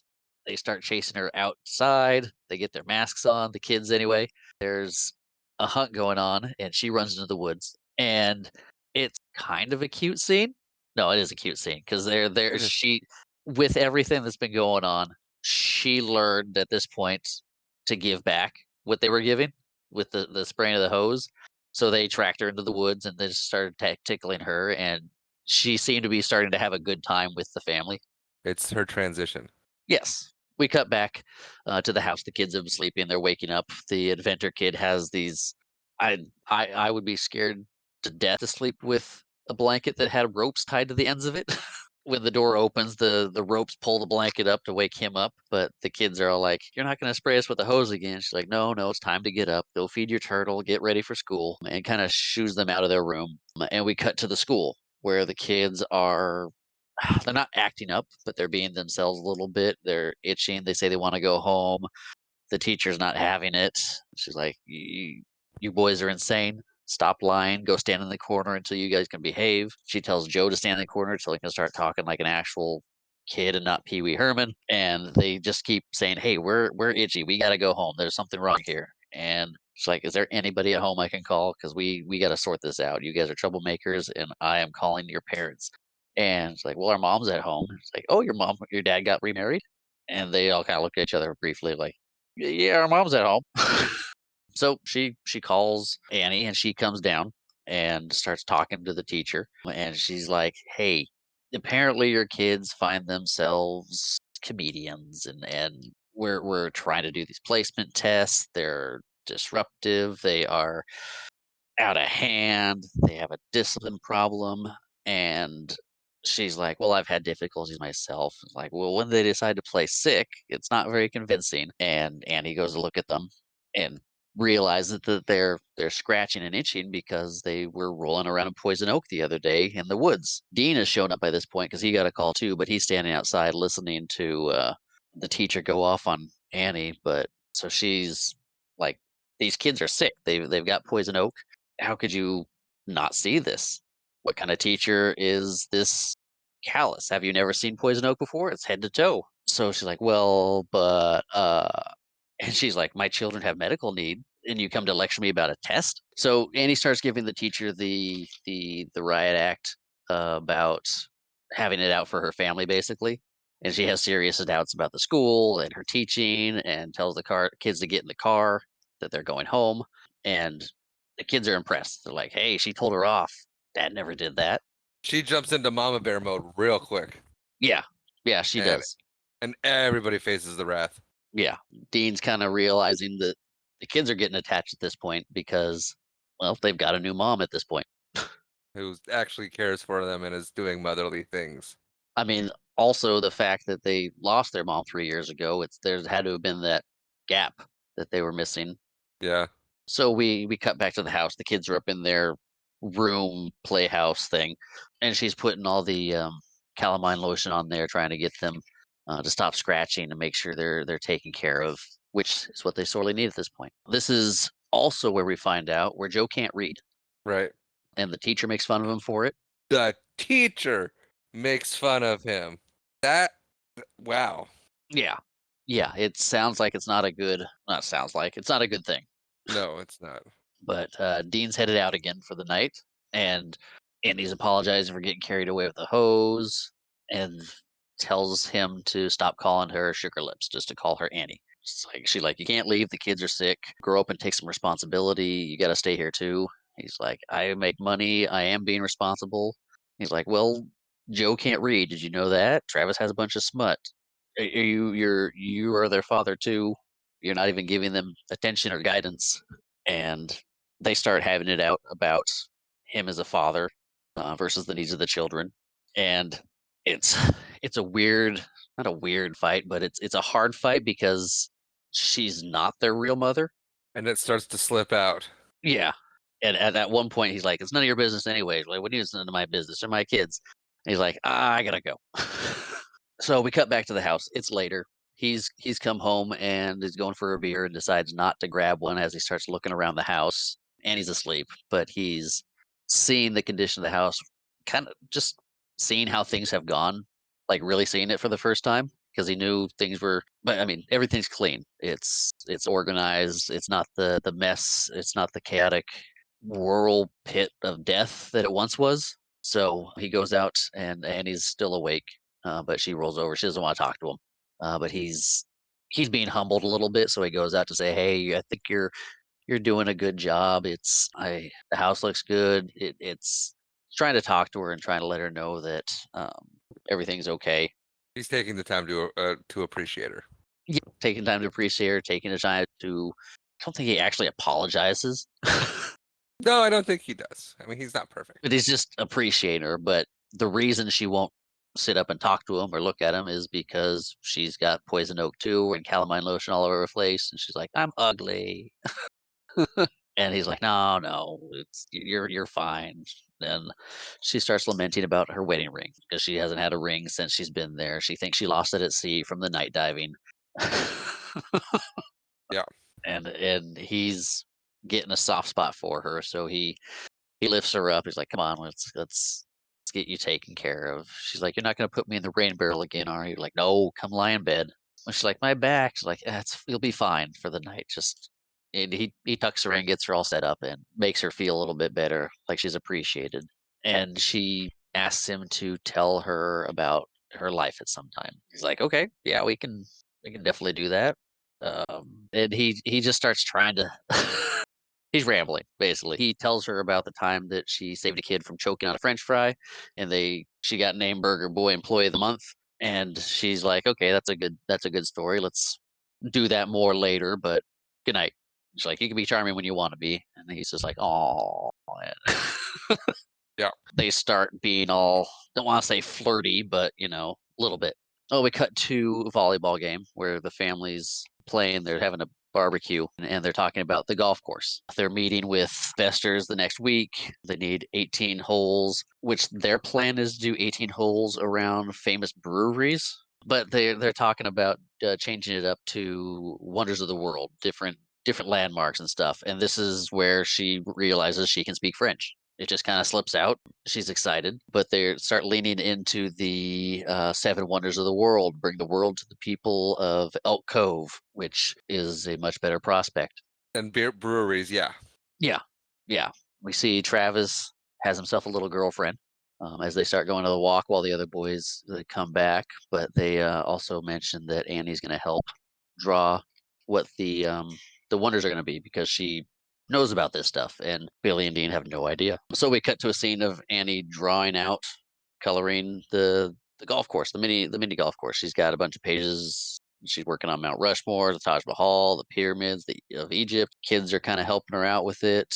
Charlie's working on his inventions. It's some real family time around the house when it's her and the kids, and one of them mentions that because Dean's not there, he's out bowling, quote unquote.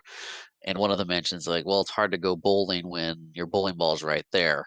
And you can see the kids are starting to turn on Dean. A little bit.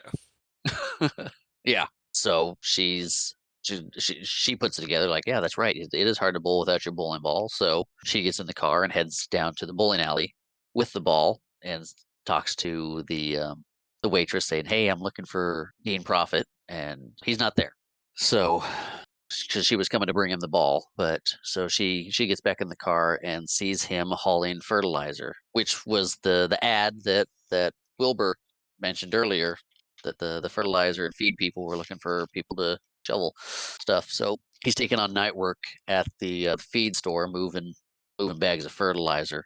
And we cut back to the next day. It's the meeting. He's getting ready to go to meet the investors. She gives him all the paperwork, tells her, "Don't be nervous, you got this." Gives him his coat, sends him on his way. And she's like, "I got complete faith in you, I think." And so we cut to the restaurant where they're meeting these guys. Crabs are us. A distinctive dining experience is what it says at the bottom of the sign. That's a word for it. But it's a crab shack, so it's messy, it's ridiculous. The tables are small, and they're looking at these big pictures that Annie drew of the wonders of the world, what they want the golf course to look like. And there's, eight guys in suits passing these pictures around with Dean and Billy spilling beer, spilling water, getting food, making a mess. It doesn't look like it's going well. But we cut to Annie on the porch. A little paper airplane hits her in the back, and we got the money. Yes. We got the money. Everybody's I excited. want the They money. they want the money. The money. We got the money. Got the money. I got the money. It's all mine. My money. Uh, so yeah, everybody's excited.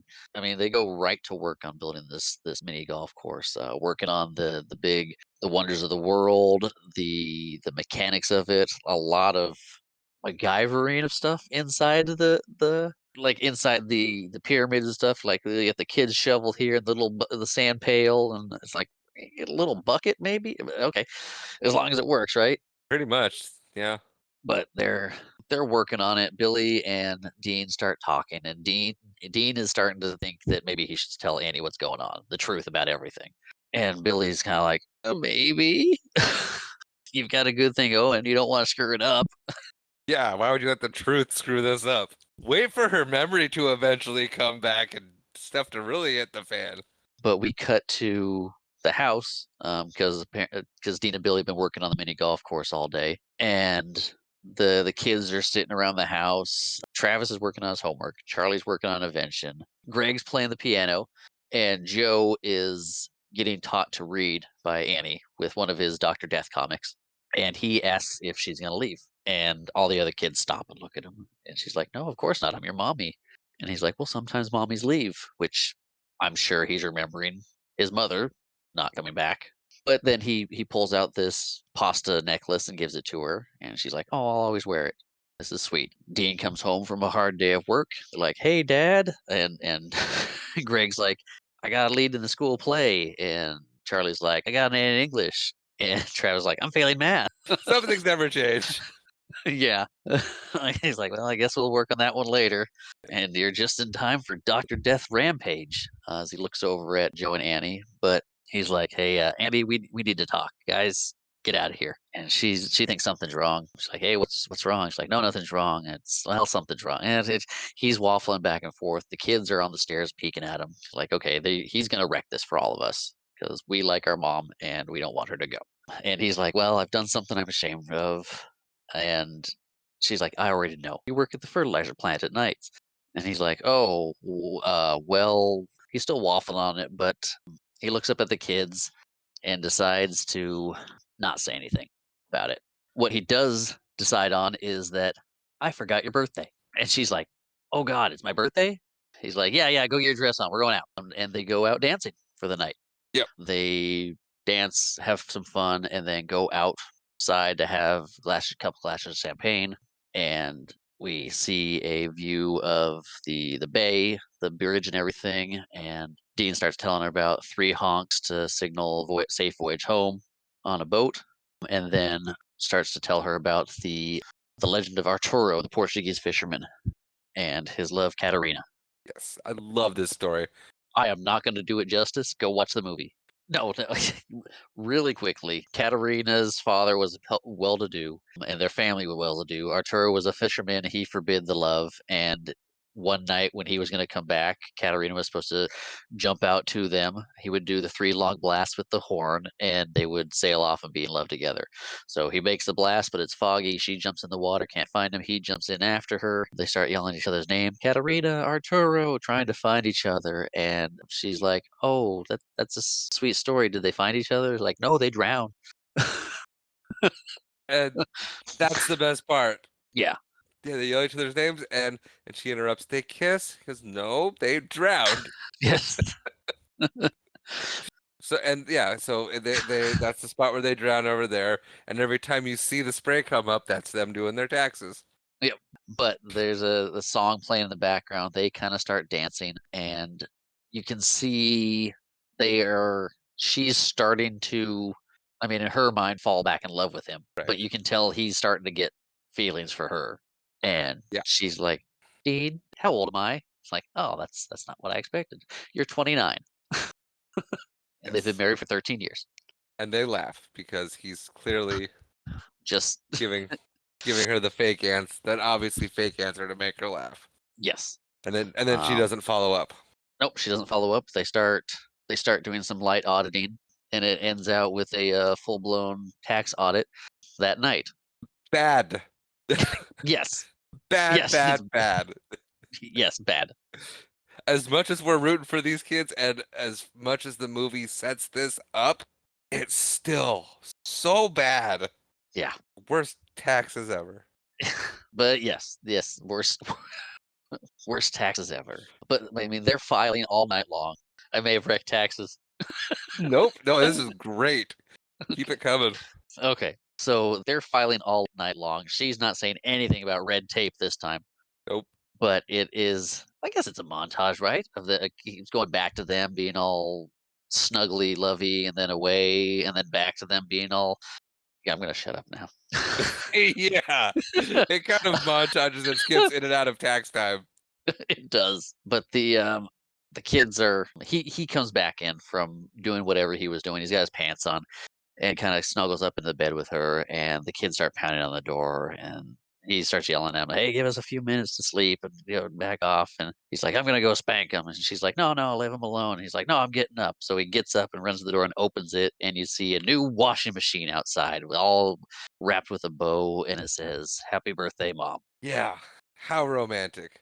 It's at this point we go back to the yacht with Grant's parties, and Grant's having his parties, and Edith calls, and Grant picks up, finally getting a hold of somebody besides Andrew after 2 months.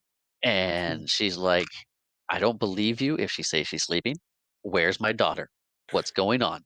And she's basically threatening him. She's No, like, she "You have makes a." some pretty blatant threats.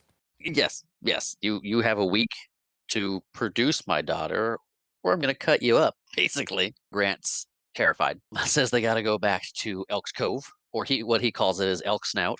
And we call it elk snout throughout the whole movie. They have been, yes, and I don't think I mentioned that the first at the beginning.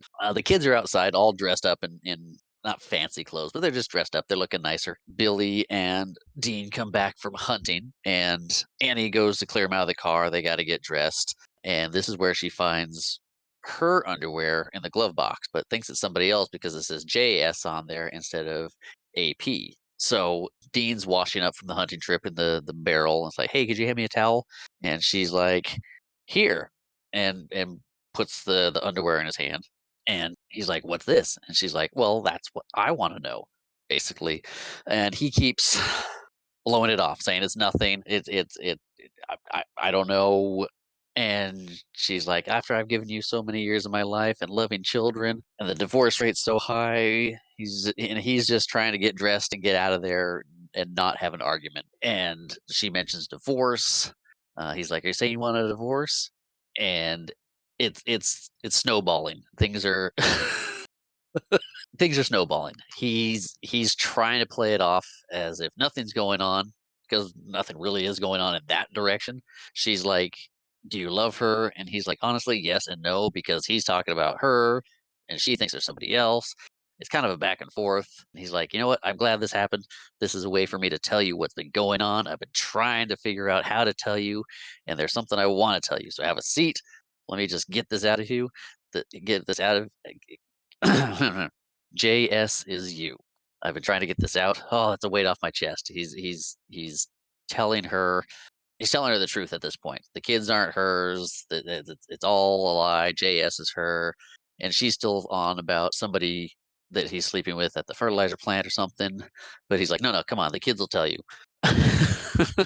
And he takes her out to the kids and like, "Come on, kids, tell her the truth. It's time to come clean." And they're like, "I don't know what you're talking about. Tell her what?" "Yeah." He's like, "Tell her that she's not your mom." "But she is her mom." He's like, "Come on, just tell her the truth." And they have totally turned on him. They are team Annie now. And he he starts yelling at them. She's like, "Don't speak to my children that way." He's like, "They're not your kids." And they're like, "We were," and as she storms off, they're like, "We're not gonna let you ruin everything." They're like, "She doesn't belong to us." He's trying to come clean. The kids are not having it. They want to keep her, and it's a very awkward situation. But he goes to look for Annie again after being frustrated with the kids, and we found out Billy is talking to Annie, telling her that it's his underwear that she found. It belonged to a girlfriend of his, and basically Dean's covering for her because he was using his truck to meet with her so Gertie wouldn't find out. And he's like, "Hey, the jig's up. I confessed about the affair thing," and he's like, "Come on, I'm trying to tell her the truth." He's like, "I just did for you, buddy. You're out of the clear." and Dean, Dean's frustrated, and I wrote this in here, but I can't say it because Billy apologized to Annie. He's like, "Sorry," he's like, "Sorry, I wanted to get a jump on my taxes."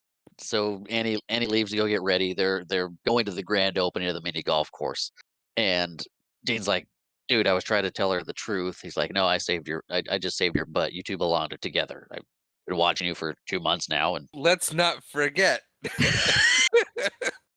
they don't necessarily belong together. They Yes, don't necessarily. let's We're not forget. overlooking the fact of like, is she just never gonna like continue? We'll get into it. No, no, I no, I get it. Everybody's like, well, this is the way it is now. I mean, They're just like, oh, you belong together, but do they? it's been two He's months and no one's come looking. That is true. That's a valid point. However, he literally created this image of what his wife was. She had no memory, so he conditioned her to be the wife that he wanted. And now everyone's like, "Oh my gosh, your marriage is working great." And it's like, "Yeah." He kind of exploited her Yeah, amnesia to create his own wife by telling her what she is gonna do. And yeah, everyone's just accepting this. but everybody's dressed now. They're headed to the grand opening of the putt putt course, the wonders of the world. Kids are playing. Everybody's playing. Joe gets his hand stuck in the mouth of Mount Rushmore. I like that. But we cut to a quick scene of the boat. Andrew's calling the mainland saying that they're coming back to Elks Cove. They need a limousine. And then we're back to the grand opening again, where Dean's like, "Hey, if it wasn't for Annie, none of this would be happening. I want you to come up here, cut the ribbon with me. I love you, Annie. I want you to be with me." He's confessing all his feelings for her at this point too, and she's like, "Still doing the thing, right?" Yeah, he kind of makes a really awkward speech in front of everybody He does. to a woman he essentially kidnapped. Yes, but he got her a ring. This is when he puts it on her finger. Everybody applauds. The mayor, I'm assuming the mayor, cuts the ribbon, and we see the boat pulling into the cove, and they're having their fun party. We see the limousine driving down the road. The family, Dean and the family, are headed back to the house, and when they get there, the limo is already there waiting. Dogs at the door and everything, and everybody kind of looks at the limousine, and Grant gets out in his suit, looking rather sheepish. A little bit. Yeah. He comes over with Andrew, and Annie comes out and sees him and says, "Hi, Grant." And she says she's got to just put these flowers in some water and walks into the house. She remembered his name, knew who he was, but it was still didn't register everything. So it takes a few beats, but she comes out and she's like, "Grant, is that you?" And the memories start coming back. And this is a rough scene. It is. Very well done. Yes, it is very well done because there's You have the heartbreak in there. You have the you have moment of clarity the of when betrayal.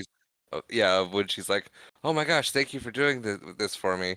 She's grateful to him because she just got her memory back, and then like she starts putting all the pieces together, and everything starts falling into place. And then you see the crush from her, him, the kids. Yes, where she's piecing back her life and the life that she's built are kind of hitting together. She's happy and then she's not happy because she's like, "Thank you for making me an actual wife, but making me a wife, a mother." And like, wait a minute, why did you do this? Why am I in this situation? What happened? And then it clicks that he's the sweaty carpenter that hates her. Right. And that he did this as some sort of payback. Yeah. And I mean, it's the classic movie trope of this payback is going to be so good and like, "Oh, I actually have feelings for you now and everything was stupid and now I'm a jerk." And I mean, you were And I'm always a jerk, sorry. but Right, yeah. I mean, You know, she goes from happy to pissed really fast as everything comes back. It's like, "You I tricked don't me, I you don't used me." I don't think she's ever mad. I think she's just devastated. I think anger's in there, Okay, I but didn't see much of it, not much. I mean, it's one of the I mean, she goes through a lot of but emotions yeah, there's really quick, and she goes inside to get her stuff because and Grant's here to collect her. And she realizes she has no stuff, and so she just gets in the limo. Yeah, yeah, and Grant's like, I don't want any trouble. I brought Olaf, and Olaf is a big man. But the kids could take him. Yes, the kids could take him, but yeah, I mean, I she's. love that. Hey, if you don't get any ideas, I brought Olaf. Olaf gets out, and the kids are like, Travis is like, I think we can take Olaf. I think they could, I was rooting but for him too. Olaf looked old. yeah, Olaf was big, but he looked elderly. yeah. But yeah, they pan inside really quick to Annie looking around the place, but she's like, "Yeah, nothing is mine." So she leaves, and Dean tries to make a what it's worth. Thank you. It's awkward. It is. Eh, It's not. no, it's not. No. I mean, and Grant's like, "Come on, let's go." It's hard too because over the last 2 months, her going from nothing to falling in love with him. It's like, okay, this is, and then yeah, it's Finding out the whole foundation that brought you to that point was a fabrication. Got to be yeah, tough. and then the kids get involved and swarm the limo, saying, "Mom, wait," and that's just heartbreaking. Oh, and then the last thing before the scene cuts when it's showing her covering her ears, and you can hear little Joe say, "You said moms don't leave." Yeah, You're just like, oh, twist the knife. yeah, yeah. It's there's good acting in this movie. I really liked it. Yeah. And we're not done with it. No, we're not. Not by a long shot.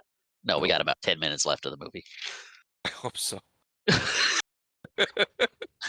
So, yeah, the kids, everybody's sad. They go back in the house trying to think of what could have happened, should have happened, should have told her sooner, should it, but they're now back on the boat. So we get the family back at the house doing their sad thing. That was a weird way to put it. I liked it though. Yeah, they're back I'm at gonna the keep house. it. They're back at the house doing their sad thing, and we've got Grant, Joanna, our Drew. Arr, Drew. You want to try He's his a name again? he's a pirate. We got Andrew. Uh, Arr, Drew. we got Andrew on the boat, and they start leaving Oregon. Their plan is to continue back on their trip as if this little hiccup didn't happen, so Grant doesn't get chopped up by Joanna's mother. Who is now on the boat? Yes, with Dr. Kaufman, maybe, but yeah, he's there to. I mean, they need a doctor. I'm not sure what type of doctor he is, but he says Joanna Psych. wants to read psych. Yeah, Joanna wants to rediscover herself. She's been through this ordeal, and it's going to take time to revert back to how she was, or even if she will, just there's going to be. She needs time, basically. And she's like, "Why does the doctor have to be here? I feel self conscious." Corman. Corman. Dr. Corman. Did I throw an F in there at some point? We said Korfman? Kaufman. Korfman? I thought you said Kaufman. Maybe. Okay, you guys said Corfman. Korf. Anyway, Anyway, they're on the boat. Andrew's bringing around champagne for everybody. They're trying to get back and a sense of normalcy to their rich Van Smoot life. I'm going with it. no, I was letting it go. It was a good one. I liked it. So Andrew hands out the champagne and she asks for a beer, which takes everybody aghast because beer is what peasant drink. I guess no rich people drink beer. I guess, but she starts offering. She picks up the plate of hors d'oeuvres and start offering them around to people, and they're like, "No, no, no, we've got servants for that. Come sit down." And the doctor's like, "Well, what made you feel like you wanted to get up and get the tray?" And she's like, "Well, I thought you were hungry." And the doctor's like, "Well, excellent. That's great." And Grant's like, "Why is that excellent?" She's like, "I was hungry." Yeah, great doctor. Yeah, yeah. But Andrew brings the beer, she cracks one open, and she's like, "Ah, that's good stuff." Which On the table, like on the armoire or whatever, she like yeah, yeah, just the puts the fancy bottle thing. over there and just smacks it and pops the top off and just takes a good old swig. Yeah, That's good stuff. And everyone's looking at her like, what?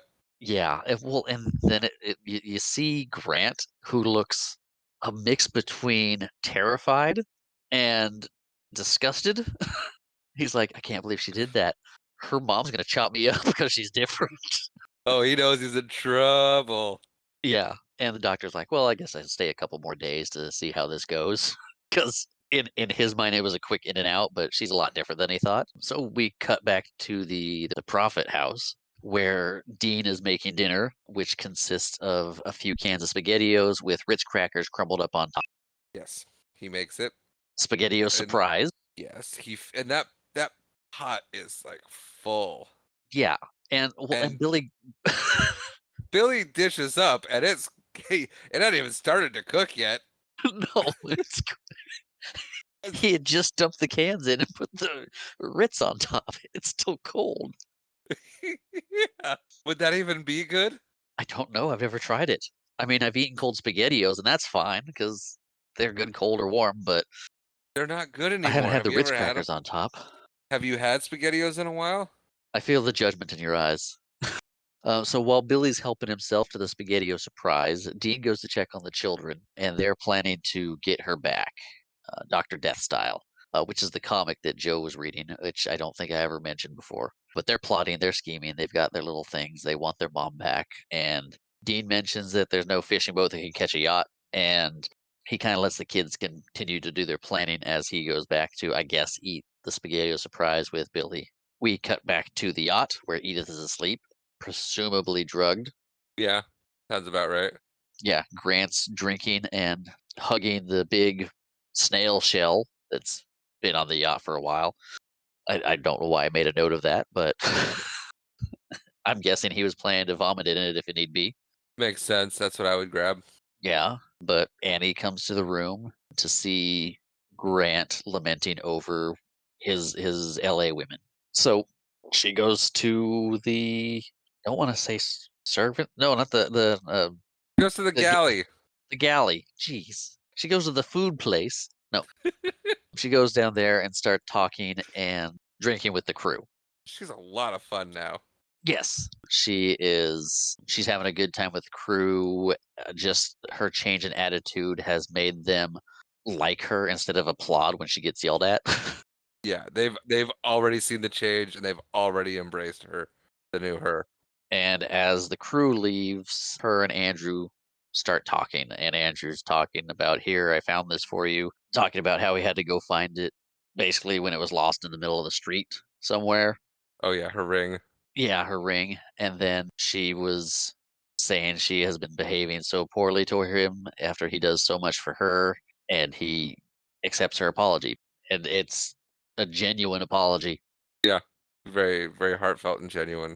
And then they start talking about what caused the change and that her decisions are up to her, that she has broken the shackles of this life and she sees how things are, and it gives her something to think on. We cut to her. She's sharing a bed with her mom because, Weird. yeah, but I think the Grant thing is over, regardless Yeah, if it gets chopped up or not. But yeah, but she's lying in bed, eyes open, just thinking about what still in her dress. still in her dress. But yeah, I mean, she's got a lot to think about. And she gets up. She's made a decision. She goes up to the helm and she's like, "Oh, Captain Carl, I haven't had enough time to speak to you. And there's not time now. Give me the wheel." Yeah, that's good. And he's like, "What are you doing?" She's like, "I'm turning the boat around." He's like, "Why?" She's like, "Well, I'm going home." And then it's just like, "Well, you're turning the wheel too fast." And she just cranks this thing, and you see everybody rolling out of bed. But then we get a scene of Grant. He's getting his jacket. He's gotten dressed for the day. He looks out the window. He's like, why is the land on the wrong side of the boat?" Which means they're going back to where they came from. And he calls up to Captain Carl. Captain Carl's like, "Well, we got turned around last night." And he's like, "Well, she's gone too far." And he goes up to confront her about wanting to go back to the hillbilly and live in the podunk town. And Grant's like, "I've had enough of this. I'm taking charge. I'm the captain now." And he takes the hat from Captain Carl and turns the boat around again, or tries to. But we cut back to Dean. He's driving home, and he goes and pounds on the the door of their fort and says, "Come on, boys, we're getting Annie back, Dr. Death style." And they're like, "Yeah." And Billy's called in a favor with some of his Coast Guard friends. They're on a Coast Guard boat and they're going after the yacht. Andy runs into the wheelhouse and is talking to Grant, like, "What are you doing?" And he's like, "You can't go. you can't actually want to go back to this. And they comes to and he's like, you actually love him. And he mentions the psych ward that he left her in. And she's like, wait, you knew I was there? You left me there. Yeah, that comes out of the bag, and that's not Yeah. good for him. She's like, how could you do that? My memory was compromised. You slime. What? And he's defending himself poorly, Very just poorly. saying he's a god at sea. He has been liberated as well in a different way. Grant's gone insane. He's going out to sea. Dr. Corman, Yeah. Corfman? Corman, Corman comes up and is like, hey, he's just happy to be anywhere, it seems like. pretty much. But Annie needs to find a way to stop this. So she runs down to the engine room. He's like, she's talking to the guys down there, or one of the guys down there. Is like, how do I stop this? Where's the big red button? I need to stop the engine. And Coast Guard finally spots the yacht, and she's like, I'm looking for the button. And like this, and it's like, yeah, that'll stop it. And she's like, okay. And she's like, no, no, no, it'll stop it. Like, no, no, I want to. And she hits the thing and stops the boat. You can see Edith, her mom, slide off the bed as the boat engine suddenly dies, and then you hear 3 long whistles from the Coast Guard boat. So she's all excited. Her Arturo has come for her. Everybody is a buzz about what's going on. The ship stopped. The cooks are talking about Pee Wee Herman, which No, Little Joe. Little Joe grabs the intercom and says, "Give me back he my does. mom." That my PB Herman is so bad. Give me back my man. Give me back my mom. But yes, they hear Joe over the intercom. They start talking about Pee Wee Herman. She is getting ready to go in the water. Andrew is telling her to be safe, and then the Coast Guard gets a message that they've got to go. They've got salmon poachers they got to deal with. They got something that they picked something a very Pacific Northwest. We got salmon poachers. Let's go. It works. It does work.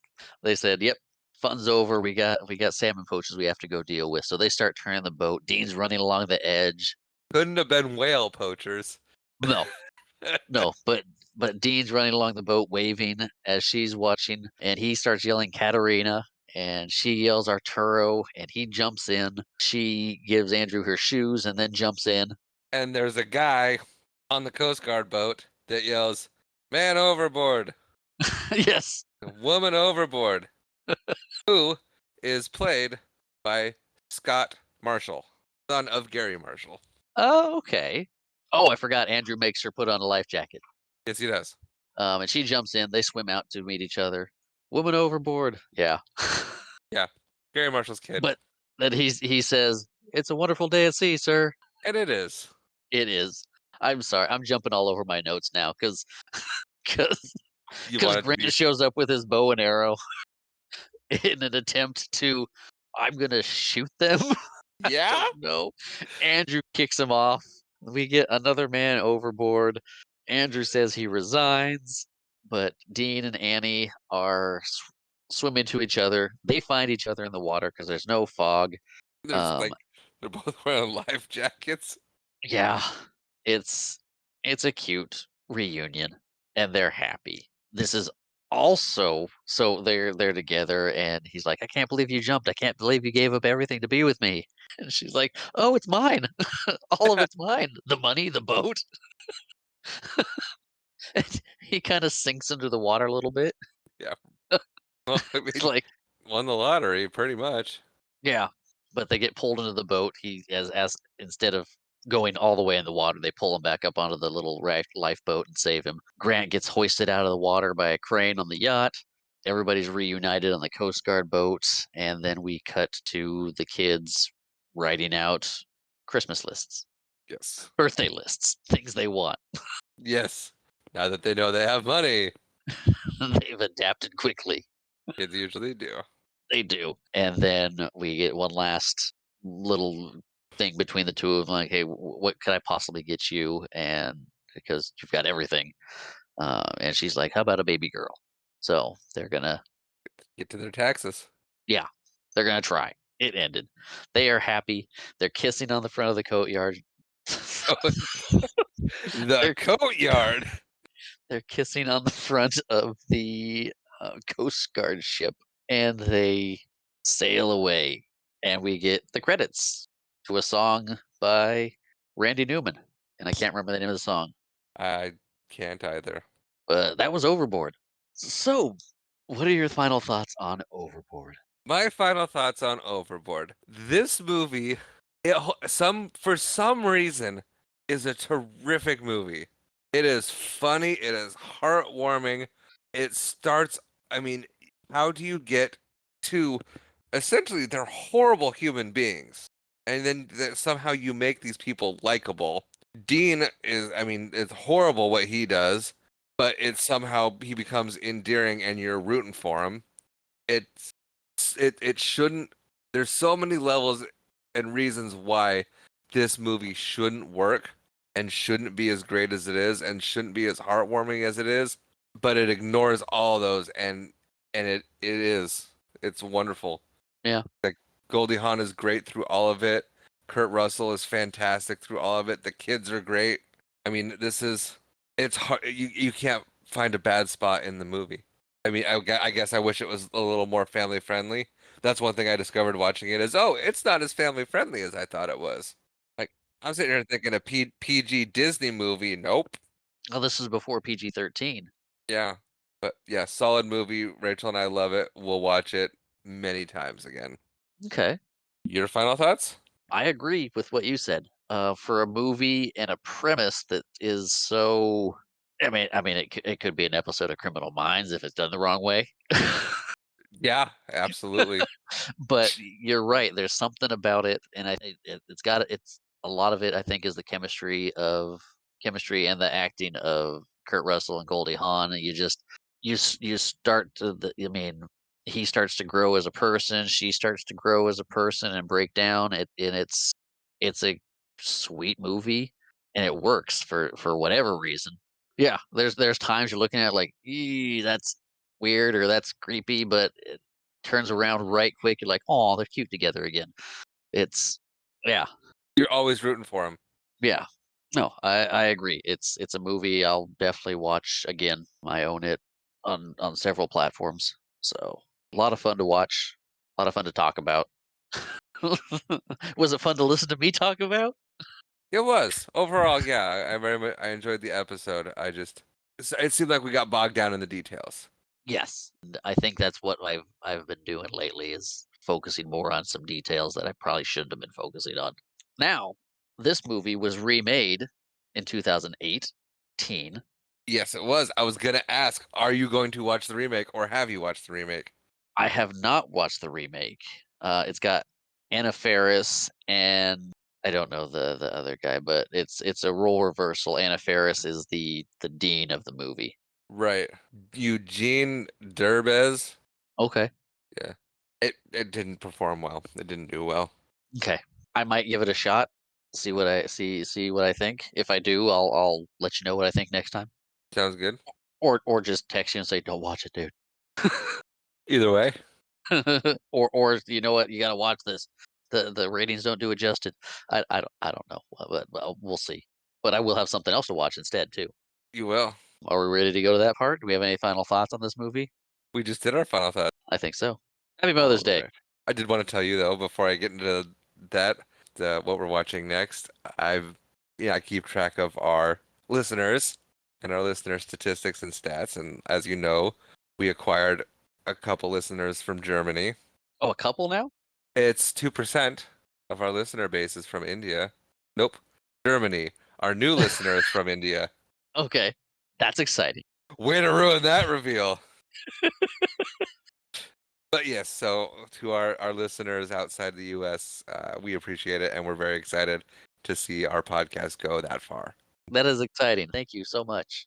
And to everyone who listens to us that is not related to us in any way, thank you for your support as well. It's exciting for us to see our podcast grow and our listener base grow. And to the ones who listen to us and are related to us in some capacity, thank you for being the ones to support us from the beginning. It meant a lot to have that support when we were just getting going, doing this just for fun. So thank you for being there from the beginning. We're still having fun, by the way. on my episodes. Wait, you're having fun on my episodes. I am. I don't know about you, but I don't have a favorite episode yet. I've had fun doing all of them. There's movies I'd enjoyed more than others, but I've enjoyed every episode. It's fun to see the statistics per episode and what movies people are drawn to. Yeah. Well, and it's like I anticipated it being listened to a certain way, and it hasn't gone that way at all.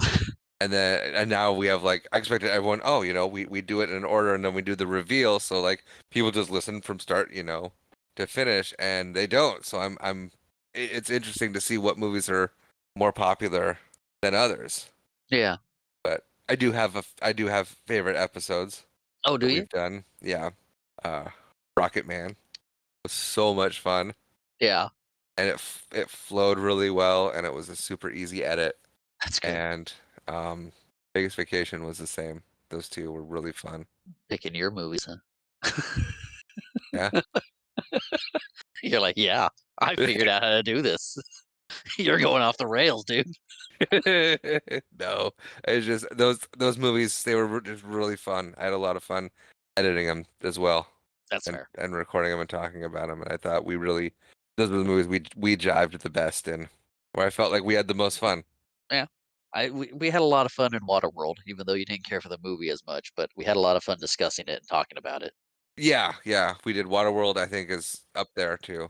But yeah, anywho, so now we're gonna get on to Marshall's favorite part of the podcast, Yay!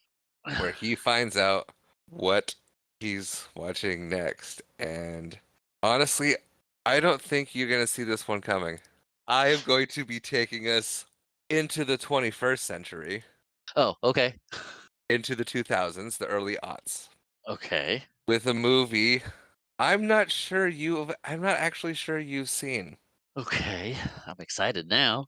It stars a kid who endeared himself to the world by seeing dead people.